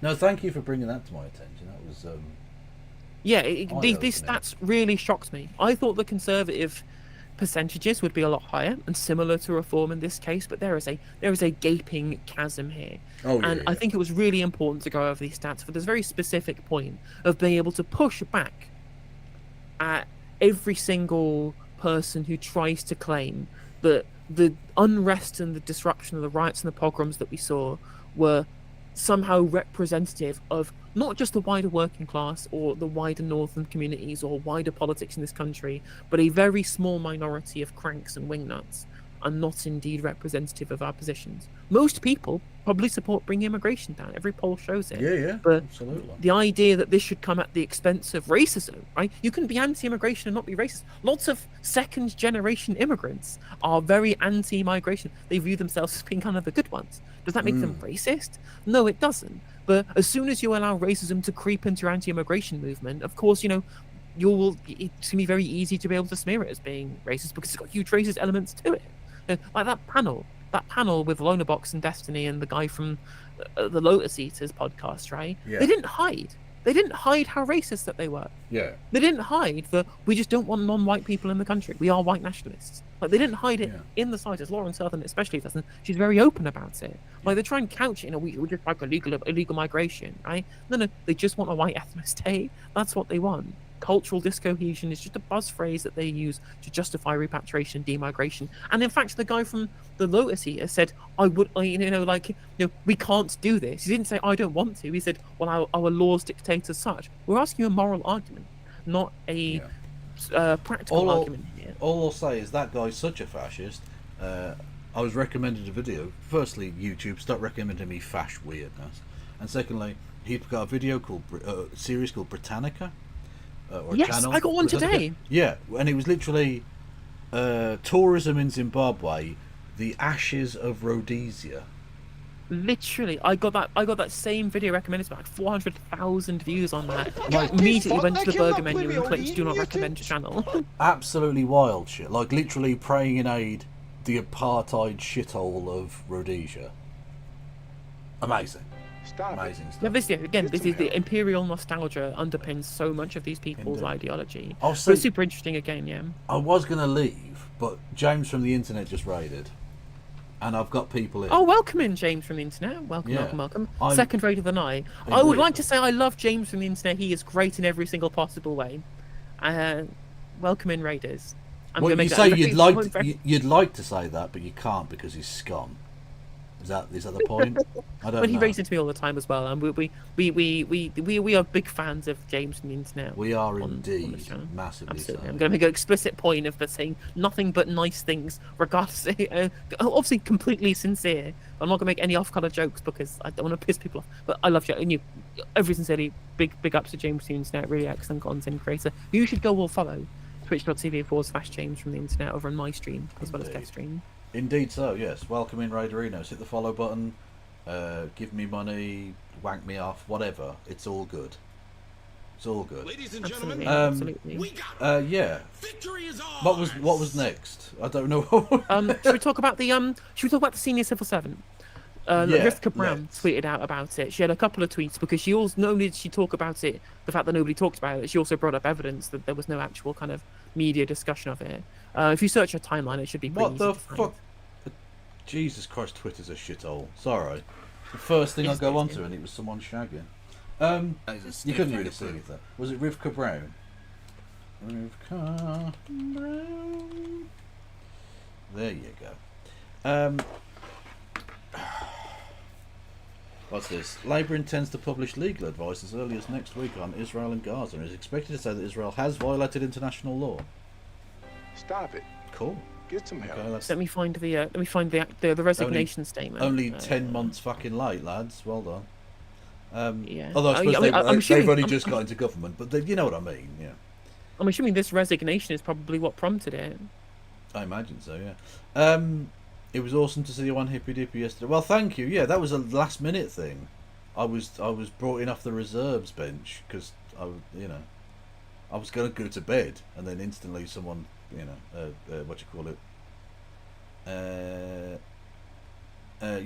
called me in. Sorry, I'm fucking all over the place here. Right. Okie doke. 1 second. Pew. Okie doke. So, full resignation letter from FCDO British diplomat Mark Smith. The fact that a senior civil servant who has specialised in assessing arms exports to Israel has ended his 18-year career because he thinks the Foreign Office, quote, may be complicit in war crimes, unquote, and not a single national outlet has reported it is frightening. We have a captive media. Absolutely, yes, completely. But I do have to question, did he not think we were involved in war crimes for any of the previous of those 18 years? True. Because, like, we we were doing Afghanistan before then. Like, Yeah. you know. Abu Ghraib? Yeah, anyone? No? Okay. Should we have a read of what you had to say? Yeah, go on then. Yeah, I'll have a look. Okay. FCDO complicity in war crimes. I wrote to you on the last day in the FCDO with a message I never wanted to send. It is with sadness that I resign after a long career in the diplomatic service. However, I can no longer carry out my duties in the knowledge that this department may be complicit in war crimes. As a former pen holder on the Arms Exports Licenses Assessment in MENAD, I am a subject matter expert in the domain of arms sales policy. Each day we witness clear and unquestionable examples of war crimes and breaches of international humanitarian law in Gaza perpetrated by the State of Israel. Senior, that's pretty unequivocal. Yeah. I don't know how you... I mean, I know he's doing it to cover himself legally, but maybe complicit in war crimes, and then you say, oh no, but they're definitely doing war crimes. And we're selling them weapons to do the war crimes. You can get rid of that may then, I think. Yeah. we are just complicit, yeah. Senior members of the Israeli government and military have expressed open genocidal intent. Israeli soldiers take videos deliberately burning, destroying and looting civilian property and openly admit to the rape and torture of prisoners. As indeed do many Israeli civilians as well, not just military personnel. Over half of Gaza's homes and over 80% of commercial properties have been damaged or destroyed. Whole streets and universities have been demolished. Humanitarian aid is being blocked and civilians are regularly left with no safe quarter to flee to. Red Crescent ambulances have been attacked. Schools and hospitals are regularly targeted. These are war crimes. True. As indeed British citizens being murdered when the Israeli government had been prior warned of who they were and why they were there to aid the Palestinian people. People seem to have forgotten about that. you remember that when we had British citizens murdered by Israel, and the British Oh yeah, government like just that, went, just blown "Oh, over. oopsie doopsie, never mind." It's incredible just how many of these moments have just happened, and then they were news for like 5 minutes, and Yeah. the images of indelible guy- burnt into the our guy- retinas, and yet the media never don't talk about it anymore. They just get wiped from our discussion. The guy with Yeah, the of white course, flag. October the 7th. Never forget about it. The guy with the white flag, the Israeli officer who was What's literally caught on this? camera, who fucking shot him dead in the street. He literally had a fucking white flag up. What? And that was just like, whatever. October 7th. It's interesting, that, isn't it? Nothing justified October 7th, but October 7th justifies everything. Yes, exactly. Mad. He continues. There is no justification for the UK's continued arms sales to Israel, yet somehow it continues. It could be because David Lammy is an absolute scumbag who this week was entertaining the representative of the Saudi Arabian government. He was indeed. He So was indeed. that's the kind of ethical foreign policy Britain's got going on at the moment. I wonder if I don't know. He said actually it was really hilarious when you chopped up Jamal Khashoggi. It was very funny. Like how do you break the ice with people like this? You know. Anyway. There's no justification for the UK. Oh yeah, and it continues. I have raised this at every level in the organisation, including through an official whistleblowing investigation, and received nothing more than quote thank you. We have noted your concerns. Unquote. Wowzer, that is. Wow. What's the point of blowing the whistle when everyone's got their fingers in their ears going la la la la la la la la la? Can't hear you. Ministers claim that the UK has one of the most, quote, robust and transparent, unquote, arms export licensing regimes in the world. That's bollocks. What the oh, for fuck's sake. However, this is the opposite of the truth. This is the head dude. What the fuck? And again, the fact that the media aren't talking about this really just shows you how fucking bored they are. Yep. It's pathetic. Call yourself a fucking fourth estate. You're an embarrassment. Yeah, it was the estate. Yeah, just the estate. Yeah. As a fully cleared officer raising serious concerns of illegality in this department, to be disregarded in this way is deeply troubling. It is my duty as a public servant to raise this. I urge you, as officers of good conscience, to join the many colleagues who have also raised concerns over the issue. The FCDO has some of the most brilliant, hard-working and good-hearted people I have ever known, and I have been proud to work alongside you. I hope that we can take a look back at history and be proud. Many thanks. Best regards, Marx. Mark, not Marx. This wasn't Karl Marx, I promise you. Or Harpo. Anyway, yeah, that's fucking wild shit, man. As if that's not being fucking mentioned at all anywhere. No, literally, I mean, Rivka, I've just sent you a message. Rivka also noted that it just hadn't been covered at all. Like, she went onto Google News and did a quick search as if anybody had covered this. Just, nope. No, nothing at all. Yeah. Hang on a second.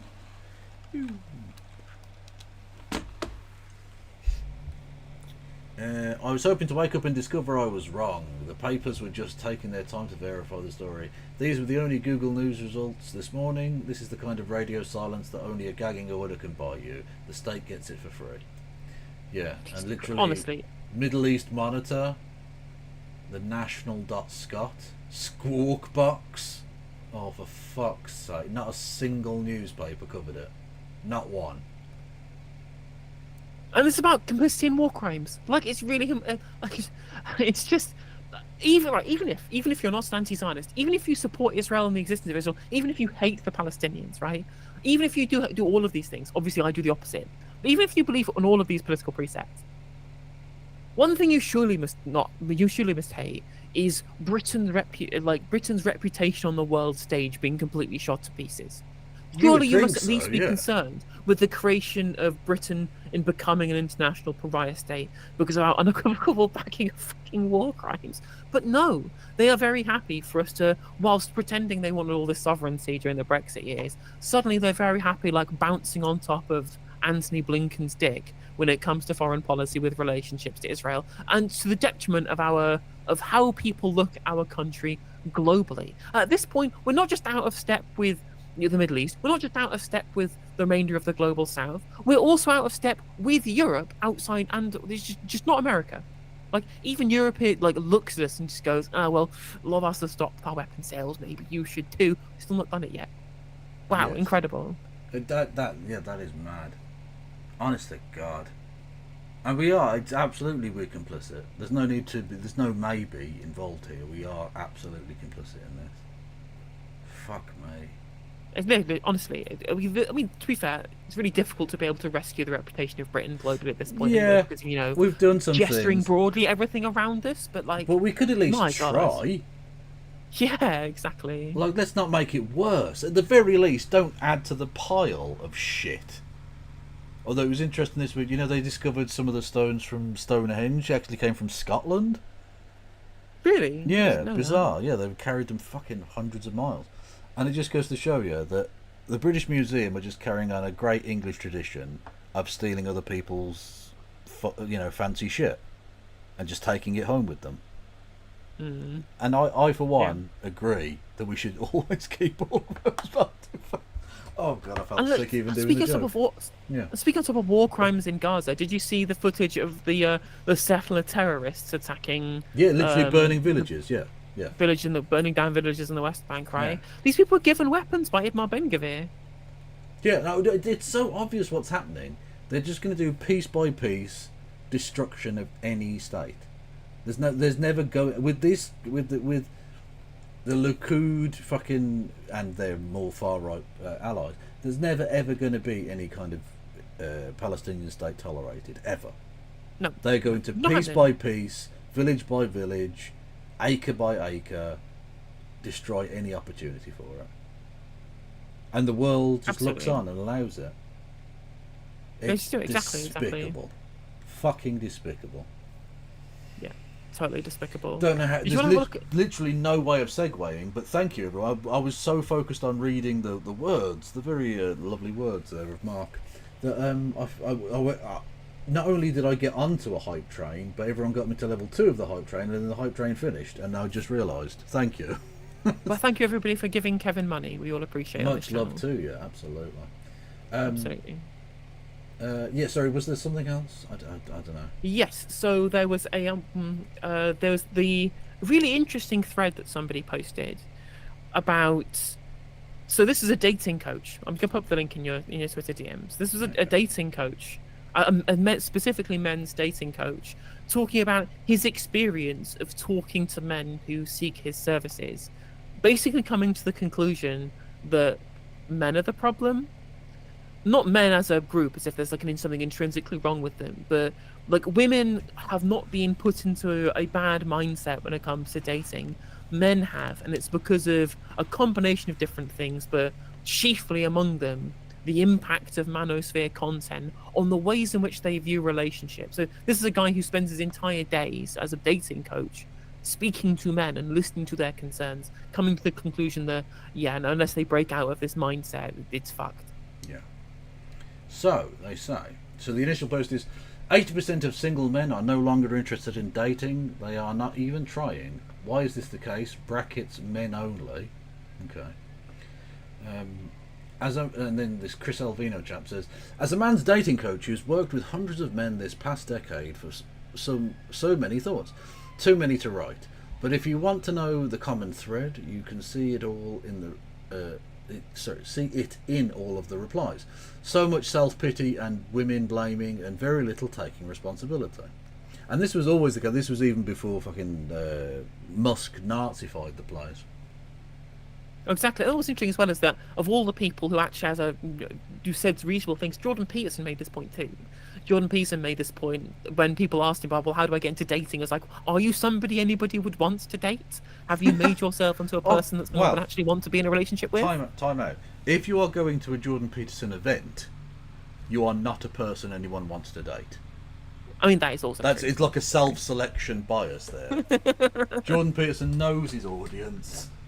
And it's the old adage, isn't it? Don't ask a question that you don't already know the answer to. True. He's a very clever man, Jordan. And not at all a brain-dead mutant. Putting aside the economic issues of late capitalism, aside brackets, which is definitely a factor because everyone is broke and burnt out, close brackets.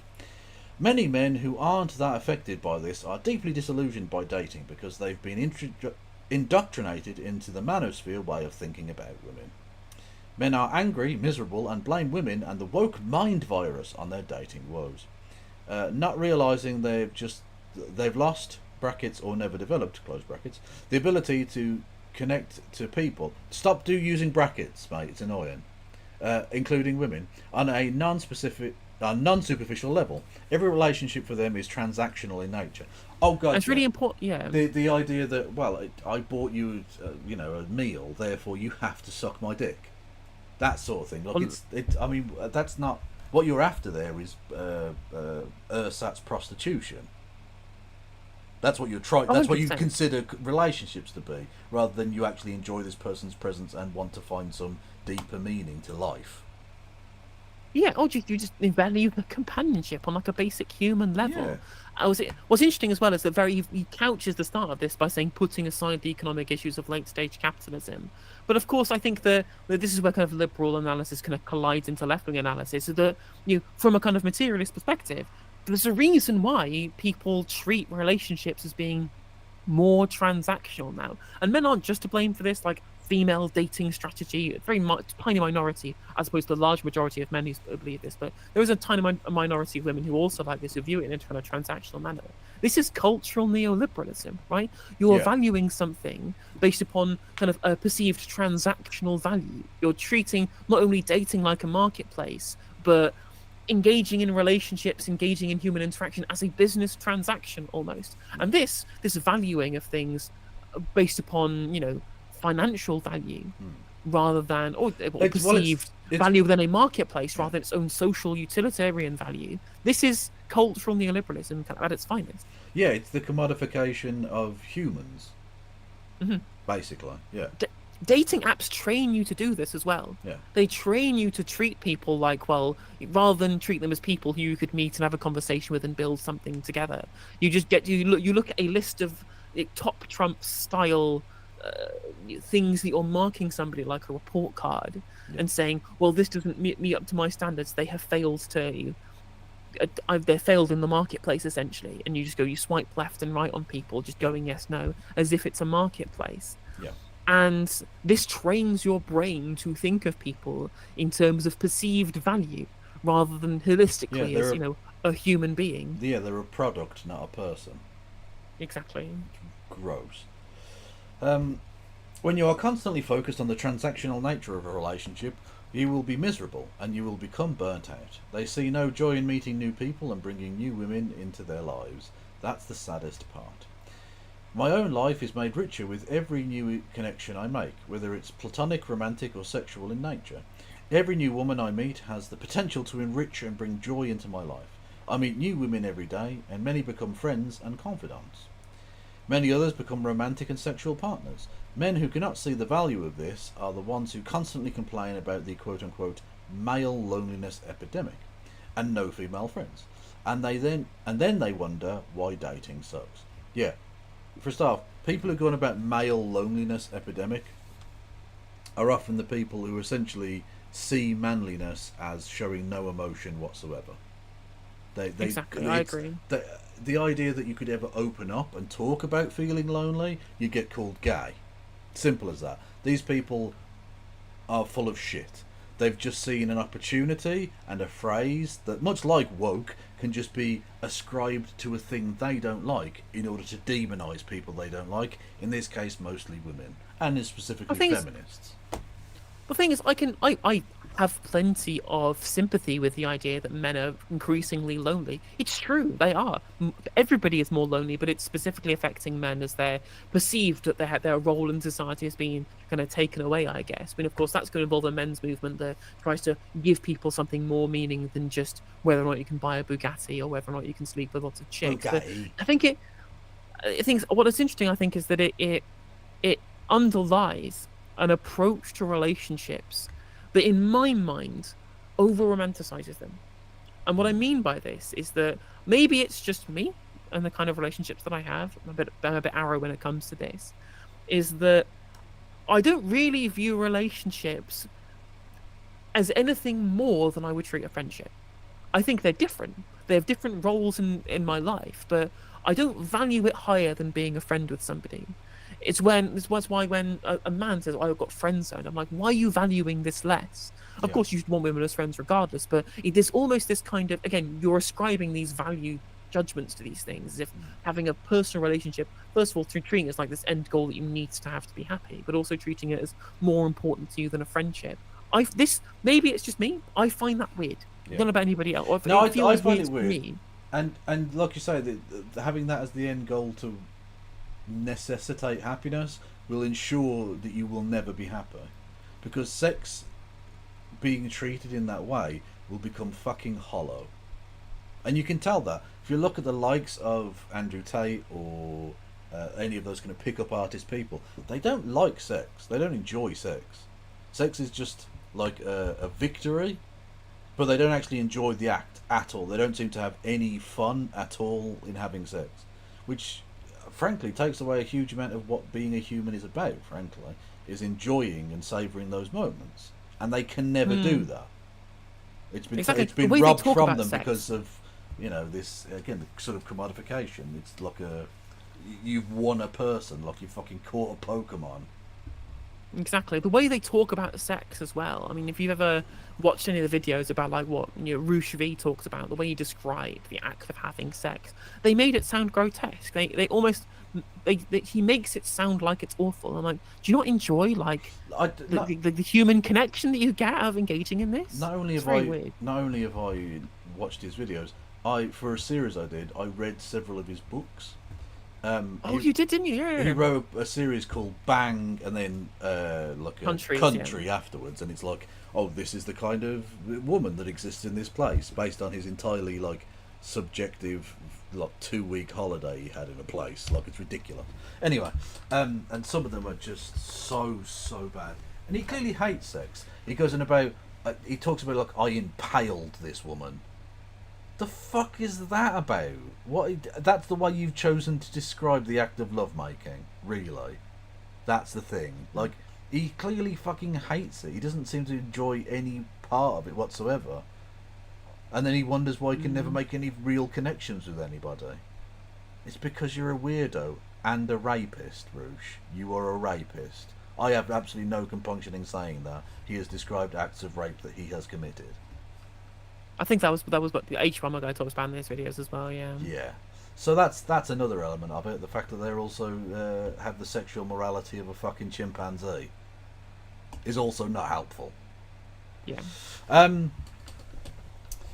If dating makes you feel miserable as a guy, that is 90% a skill issue and 10% a possible logistics issue. We actually have it a lot easier than women do on the front because we're expected to make the first move. This means we only have to date women we're crazy about. Also, far less likely that the person you're going to meet is probably going to rape or murder you. That's true. I would slightly push back against the idea that because you have to make the first move, it's a lot easier. I think that's. I mean, especially if you're somebody who has problems with social interaction, I can understand why you probably would get put off by a comment like that. But I think that once you get over that point, being able to approach people. But I think that really and truly, the problem that we have is that we've not tried society to get past these gigantic gender divides on these things. We've done it, ironically, with economics really well. We've pushed past divides on when it comes to gender and economics really well. People accept the gender pay gap. That's been fixed by all the equalities legislation over time, and that will get better over time as well. But we've not really managed to extricate it from our social interactions. There's a really great video by Unlearn Economics about gender disparity, and how even in Western countries who think of themselves as secular, they think of themselves as having been, post-feminist societies. The societal expectations of Christianity in Western society never really goes away unless you get it to go away. And so there's underlying assumptions about the roles of men and women haven't actually changed as much as we think that they have. Yeah, absolutely. And actually, I've noticed this in the atheist community as well. You may have dropped the idea of God, But many of them, including the likes of fucking Richard Dawkins, haven't fundamentally changed the social attitudes that they were inculcated in within religion. So they still have, you know, homophobic views, transphobic views, misogynistic views, based on the kind of patriarchal systems that religion imposes on people. But they've just removed God. Which, you know, isn't very useful fundamentally, but there you go. Yeah, Galaxia says a lot of women don't approach men first, not out of shyness, but out of fear of being seen as too pushy and unfeminine if they do so. I think that's probably a lot of truth to that as well. Yeah. People, again, like, not wanting to undermine gendered stereotypes because there's the possibility that somebody they're interacting with might believe in those things too. But again, I think that's the same thing that people, when men want to approach people and they say, I don't want to come off as pushy or creepy, right? Everybody should be pushing past this thing. There's a meme that goes around of people saying things like, oh well, we can't do anything, we can't approach any women anymore, otherwise we're seen as being misogynist. I'm like, that just means you don't know how to approach people. It's very easy to approach people, just treat them like humans rather than as fucking aliens. Yeah, talk to them like a person. Like, you know how Engage you talk with to their interests. You know how you talk to a man? Do that, but with like a woman. Treat them like a human being and you'll be fine. Yeah. Yeah.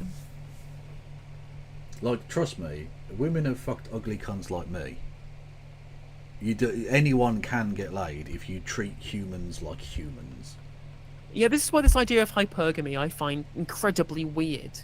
Really weird. This idea. You can. That's when you get into the real deep weeds with the incel stuff. Anyone who's using hypergamy is literally like, it's the Charles Schwab conspiracy of inceldom. Like, that's once you've reached that level, you're gone. You know. Thing is, though, it used to be really kind of underground as an ideology. It used to be kind of like niche as a political position. Well, we should probably explain, because hypergamy. I think a lot of people probably don't even understand what it is. Well, the thing is, the manosphere people, they push it a lot. This idea that women date up in terms of the perceived values, if you can value a fucking human being in this way, but whatever, as the perceived value of their partners, they date upwards. So if you want to like be grotesque really and assign numbers as like a score out of 10 as human value, something I would never do, but the manosphere types love to do this. And they'll talk about this idea that you can, like a 6 in a woman, they'll be able to date an 8 who's a man, when like whether it's on looks, this is all subjective, or it's on societal value, this is all subjective. Putting an objective metric onto this is completely nonsense. It doesn't make any sense at all in the slightest. And they talk about another allied thing called monkey branching, which is an amazing concept on top of hypergamy, whereby they will leave, like you say, let's use your analogy there of a 6 dating an 8. If a 9 comes along, they will monkey branch from the 8 to the 9, because women have no loyalty whatsoever, and it's definitely always the women that cheat, obviously. Like, it's just pure misogyny. It's just fucking really is ridiculous. And also it's just like it looks completely incorrect to even like a cursory viewer from the outside. Like, have you seen the boyfriends of like these incredibly famous influencer women? Like, these are not attractive men. No. At least not to me. I mean, I'm a lesbian, so what is this not attractive as far as men is concerned? I genuinely have no idea. Right? It means it's nonsense to me. But just when looking at this, when I just look at these beautiful angels, and they're dating people that like a bit of a scrub, really. I mean, they're probably lovely, they're probably wonderful, they probably have a beautiful relationship, probably really enjoy each other's company. But to me, looking from the outside, as if I was putting myself in the shoes of somebody who was gonna create a snap judgment about someone's societal value based upon their perceived outward features, right, I would think the opposite was true. All I'll say is genuine, Pete Davidson has fucked every hot woman in the world, I think, at this point, and he looks like a goblin. Claudia Schiffer fucked David Copperfield. Yeah. Mad shit. Like, literally. And that's the thing is that, again, maybe it's my perception, people's other perceptions are different, but it's always going to be based upon perception rather than an objective metric, because there isn't one. And then when it comes down to how these metrics are perceived, it feels to me like it's reverse engineered cope. Where they say, absolutely. like women who I perceive to be on my level don't want to date me. Is it because there's something wrong with me? Am I terrible at approaching people? Am I like societally bad? Am I not socially well nourished enough. I mean, the pandemic was really bad for that, for example. Oh yeah. No, it must be because the women are trying to date somebody that is better than me when I perceive them to be on my level, right? Yeah, exactly. Against all perception. Yeah, it's the unreality of these people's ludicrous narcissistic imagination meeting the rubber meeting the road of reality, and them trying to match those two ridiculously different scenarios up. So it can't be them that's the problem.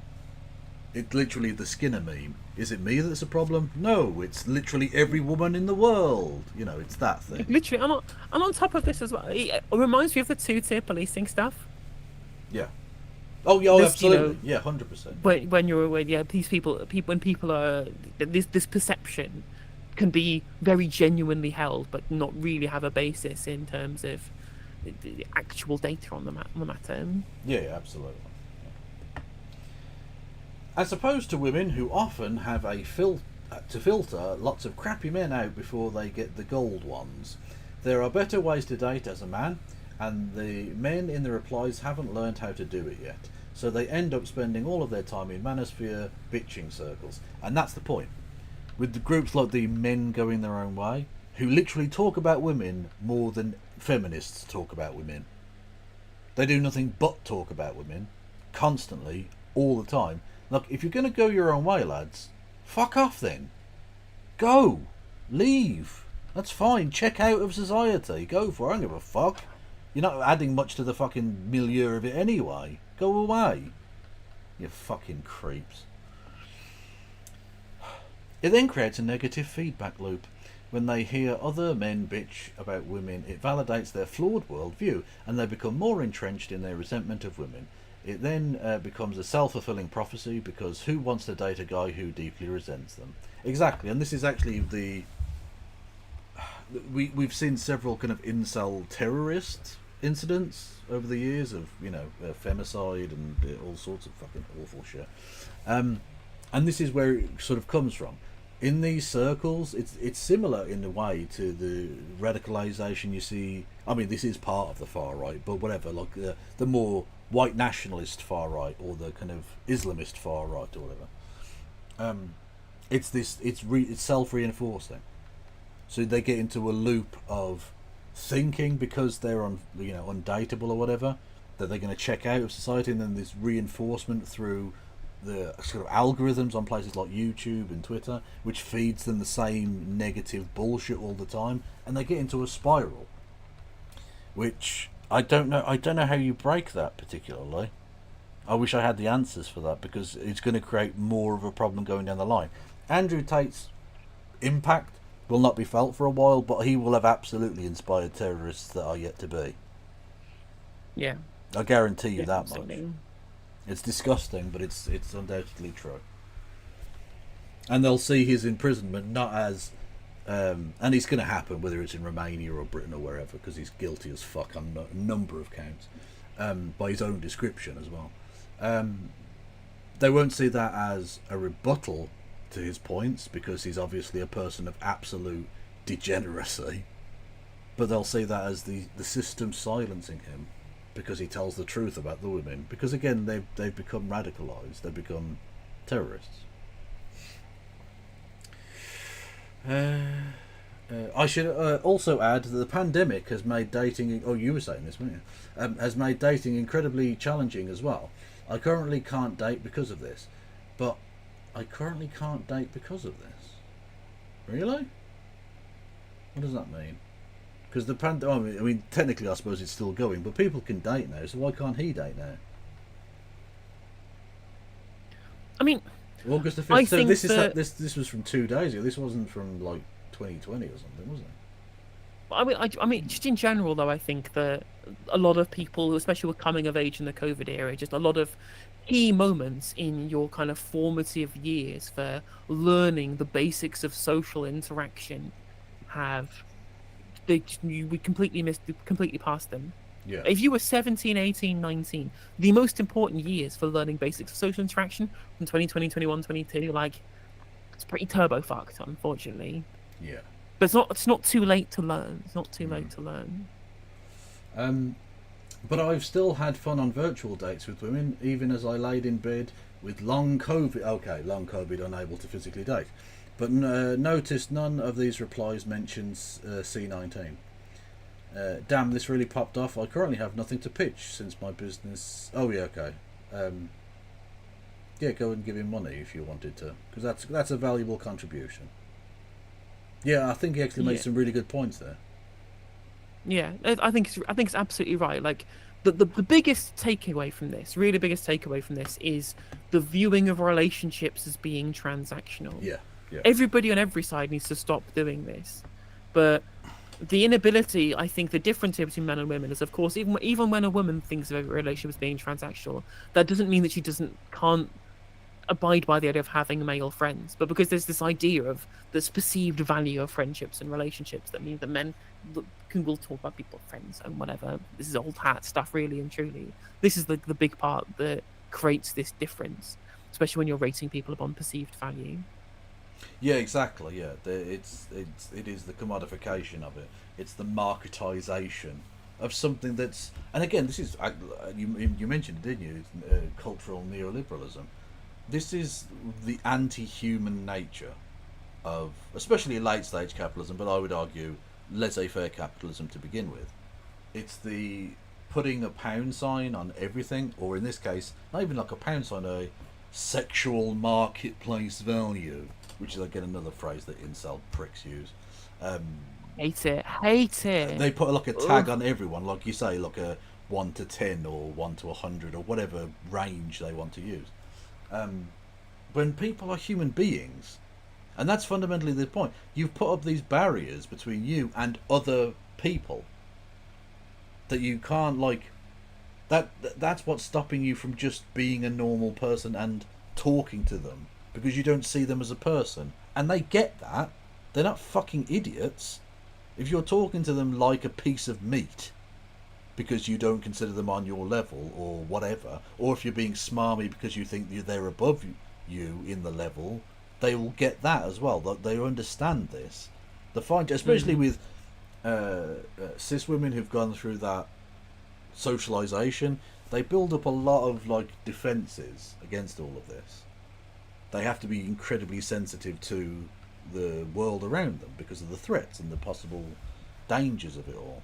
So they'll pick up on like the obvious falseness and fakeness of what you're trying to do, and they don't like to be seen as not fucking humans, because, you know, they're humans. They're not. The sexual marketplace isn't actually a fucking thing. It's a psychotic fever dream. Stop it. Yeah, absolutely. What was interesting as well, with comments about the pandemic too, I think one thing the pandemic also did was take away a lot of places where men would just meet each other normally. Like, we also about male loneliness. They're not just lonely because they're not in relationships. I think when we talk about men being lonely, we talk about it specifically like, well, you know, straight undated girlfriends, whatever. No, they don't hang out with other men either. Yeah, That's another big problem, and the pandemic really kind of compounded this too. It's interesting now that I find the most well-adjusted men that I meet and come across and spend time with are the people I know from playing Magic: The Gathering, because they spend their entire lives interacting with other people in a friendly manner. Oh my god, the nerds were right all along. No. Well, that's it. That's it, isn't it? When you actually have to do a thing which involves real interaction with the real people rather than just doom scrolling. Yeah, exactly. This is a real problem. Like, people say, well, kids are depressed because of too much phone, and I'm like, well, that might be part of it, but why do they have too much phone? This is a problem with the breakdown of society outside of that. You know, the phone is the vector that they are using to, I guess, make their depression worse. But that is also the fact that where's the third places? Where are the congregation? When you've commodified the entirety of the public space, well, exactly, yeah. Everything's been fucking sold off. Like, what else are you going to be doing with your life? You know, the phone has just usurped the time that would otherwise have been elsewhere. Well, it's not been a problem in and of itself. Yeah, the phone has been sold as the medicine, and actually it's the sickness. It's a reinforcement of the sickness. Well, capitalism is sickness. Well, exactly, yeah. But this is, but again, it's the vector by which people are being sucked into the kind of economic food chain. You know, everyone's just shopping online and buys apps and this, that, and the other. You know, it's just another way of plugging you into the economic system. Yeah, literally. I mean, people say like, "Oh, just get a hobby; it'll help you meet people." And like, I think that there's probably hackneyed advice that a lot of people give. But at the very least, if you have a hobby and you meet people, you'll forget about the fact you have a girlfriend. I mean, Yeah. it helped me forget I don't have a girlfriend, and I'm not even a bloke. Exactly. So, like, and again, yeah, but that's the point, is that you didn't go into it with that intention. And that's No, ultimately the exactly. best strategy, is stop trying to make it all about wanting to fuck. And you'll probably end up getting way more fucking pussy in the end anyway. Because Yeah. people don't respond to the fakeness of you just wanting to get in their pants. Get to actually know people and be interested in them, and they'll be interested in you too. And don't expect it to just work overnight, because again, people aren't like, they're not. You can't just drop niceness coins into a machine and get fucking laid. That's not how any of this works. I think the thing is, the problem is though, I think that it's become even more deep rooted than that. It's not even about like perceive I give you this amount of kindness and you should repay me. People aren't even meeting. They're not even getting Yeah, into the yeah. social positions where they would be able to meet people in a normal manner. And of course, what has taken up the role instead of that is fucking dating apps. And they're even more carcinogenic to the social sphere, the relationship sphere, than it was previously, right? And in a pre-pandemic world, like even like 10 years ago when you were doing this content every day, talking about manosphere stuff on this platform, Yeah. it was more about the perceived kind of transactional nature of I give you kindness and then you should reward me with sex. We've gone so much more worse than that. We've become so much worse than that, purely on the grounds of the fact that people don't have social situations anymore. Where does socialization happen anymore? The pubs are fucking closing down now as well. Like, what's left? Yeah, well, exactly, yeah. Well, that's true, yeah. The pubs have closed, and they were a huge place where people would meet. And not just were they a social gathering, but they lowered inhibitions, which in some ways is a bit dangerous, but, in relatively sensible ways is a lubricant to the social wheels. Exactly. And that's a I agree. positive thing. And that's all been shut down now. Other places like fucking shops are all shutting down now. Libraries are streets are being dead. closed. Literally everywhere where you would ultimately have bumped into people is gone. So you can't Yeah, even do that randomly now. You now have to, like you say, virtually the only option you even have is get a hobby and do a thing. Well, that's why I told my people, the people in my chat, I'm not going to say who they were, but there were people in my chat saying, I feel frustrated, obviously I feel alienated and lonely, and I also feel like there's nothing going on. I was like, join a political party. Find your local Green Party, even if it's the Labour Party, right? Maybe you'll find a good Labour, the CLP full of nice lefties, so you don't have to bother getting mad with it at all. No, I'm just go join a no, political don't party. do it. No, Go to- no. They're the Conservative Party. Fuck them. No, bollocks to you. Be lonely. Be lonely. Don't be a twat. Yeah.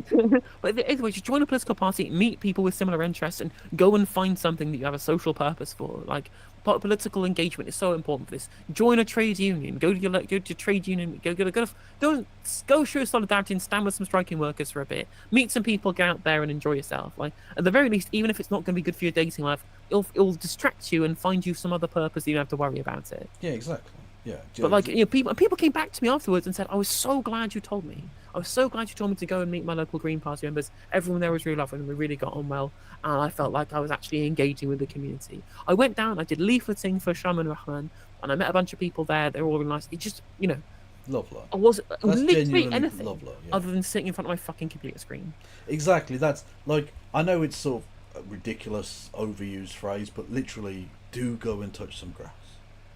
Exactly. Get the Community fuck centres, away. social clubs. Get the fuck away from your computer screen. Turn your well, no, you can't. Sometimes you can't turn your phone off. Turn it on to like vibrate though or something, right? Just Yeah. don't get fucking distracted by the bullshit. Cut yourself off from that. Just for a couple of hours, go and do a thing. That's why I personally love going to the football, because it enrages me. It angers me. It disappoints me. It upsets me. It's a very expensive piece of I don't know, screaming therapy, whatever. And I get to meet with lots of people and do all of that, and then completely cut that off and go back to existing again. Yeah, 100%. It's fine. 100%. I mean, Find an outlet that works for you, and you'll also meet other people, and it'd be nice. Yeah. Exactly, 100%. I agree. And also, I hate. This seems like a really basic. Just learn basic grooming. Like people have a lot of blokes are really good with Oh, hygiene. so Like basic okay. grooming is something. For a second, I thought you meant grooming in the other sense, and I was like, what the fuck kind of weird turn has this taken? You mean like hygiene and No, things. I'm not saying that men are unhygienic, because plenty of most people are very hygienic nowadays. We have a very kind of some men hygienic are. culture. Look, trust me, as a man who knows lots of men, and again, I get on the football. I meet thousands of them every weekend. Some of them are dirty bastards. That's just a fucking fact. So, like, yeah, basic hygiene, comb your hair. You know, you don't have to go all fancy with it. You don't have to use product. Just be clean and vaguely presentable. I'd just like get some basic fashion tips and stuff like that. Like wearing the right clothes for your body shape, having the right haircut for your face shape can do like huge wonders in your physical appearance to attract people that you would never ever have expected before doing it. It's really weird how just subtle changes in the way you present yourself can make people approach you in such a different fashion, I think, as well. What advice would you give me? What I haven't got a clue. I'm not an expert on these things. What I just know haircut? that What haircut would work for my face shape?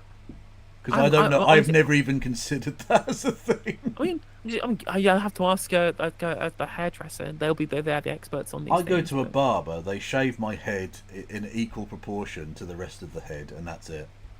That is my groom, and I do that maybe once, twice a year, and that's enough.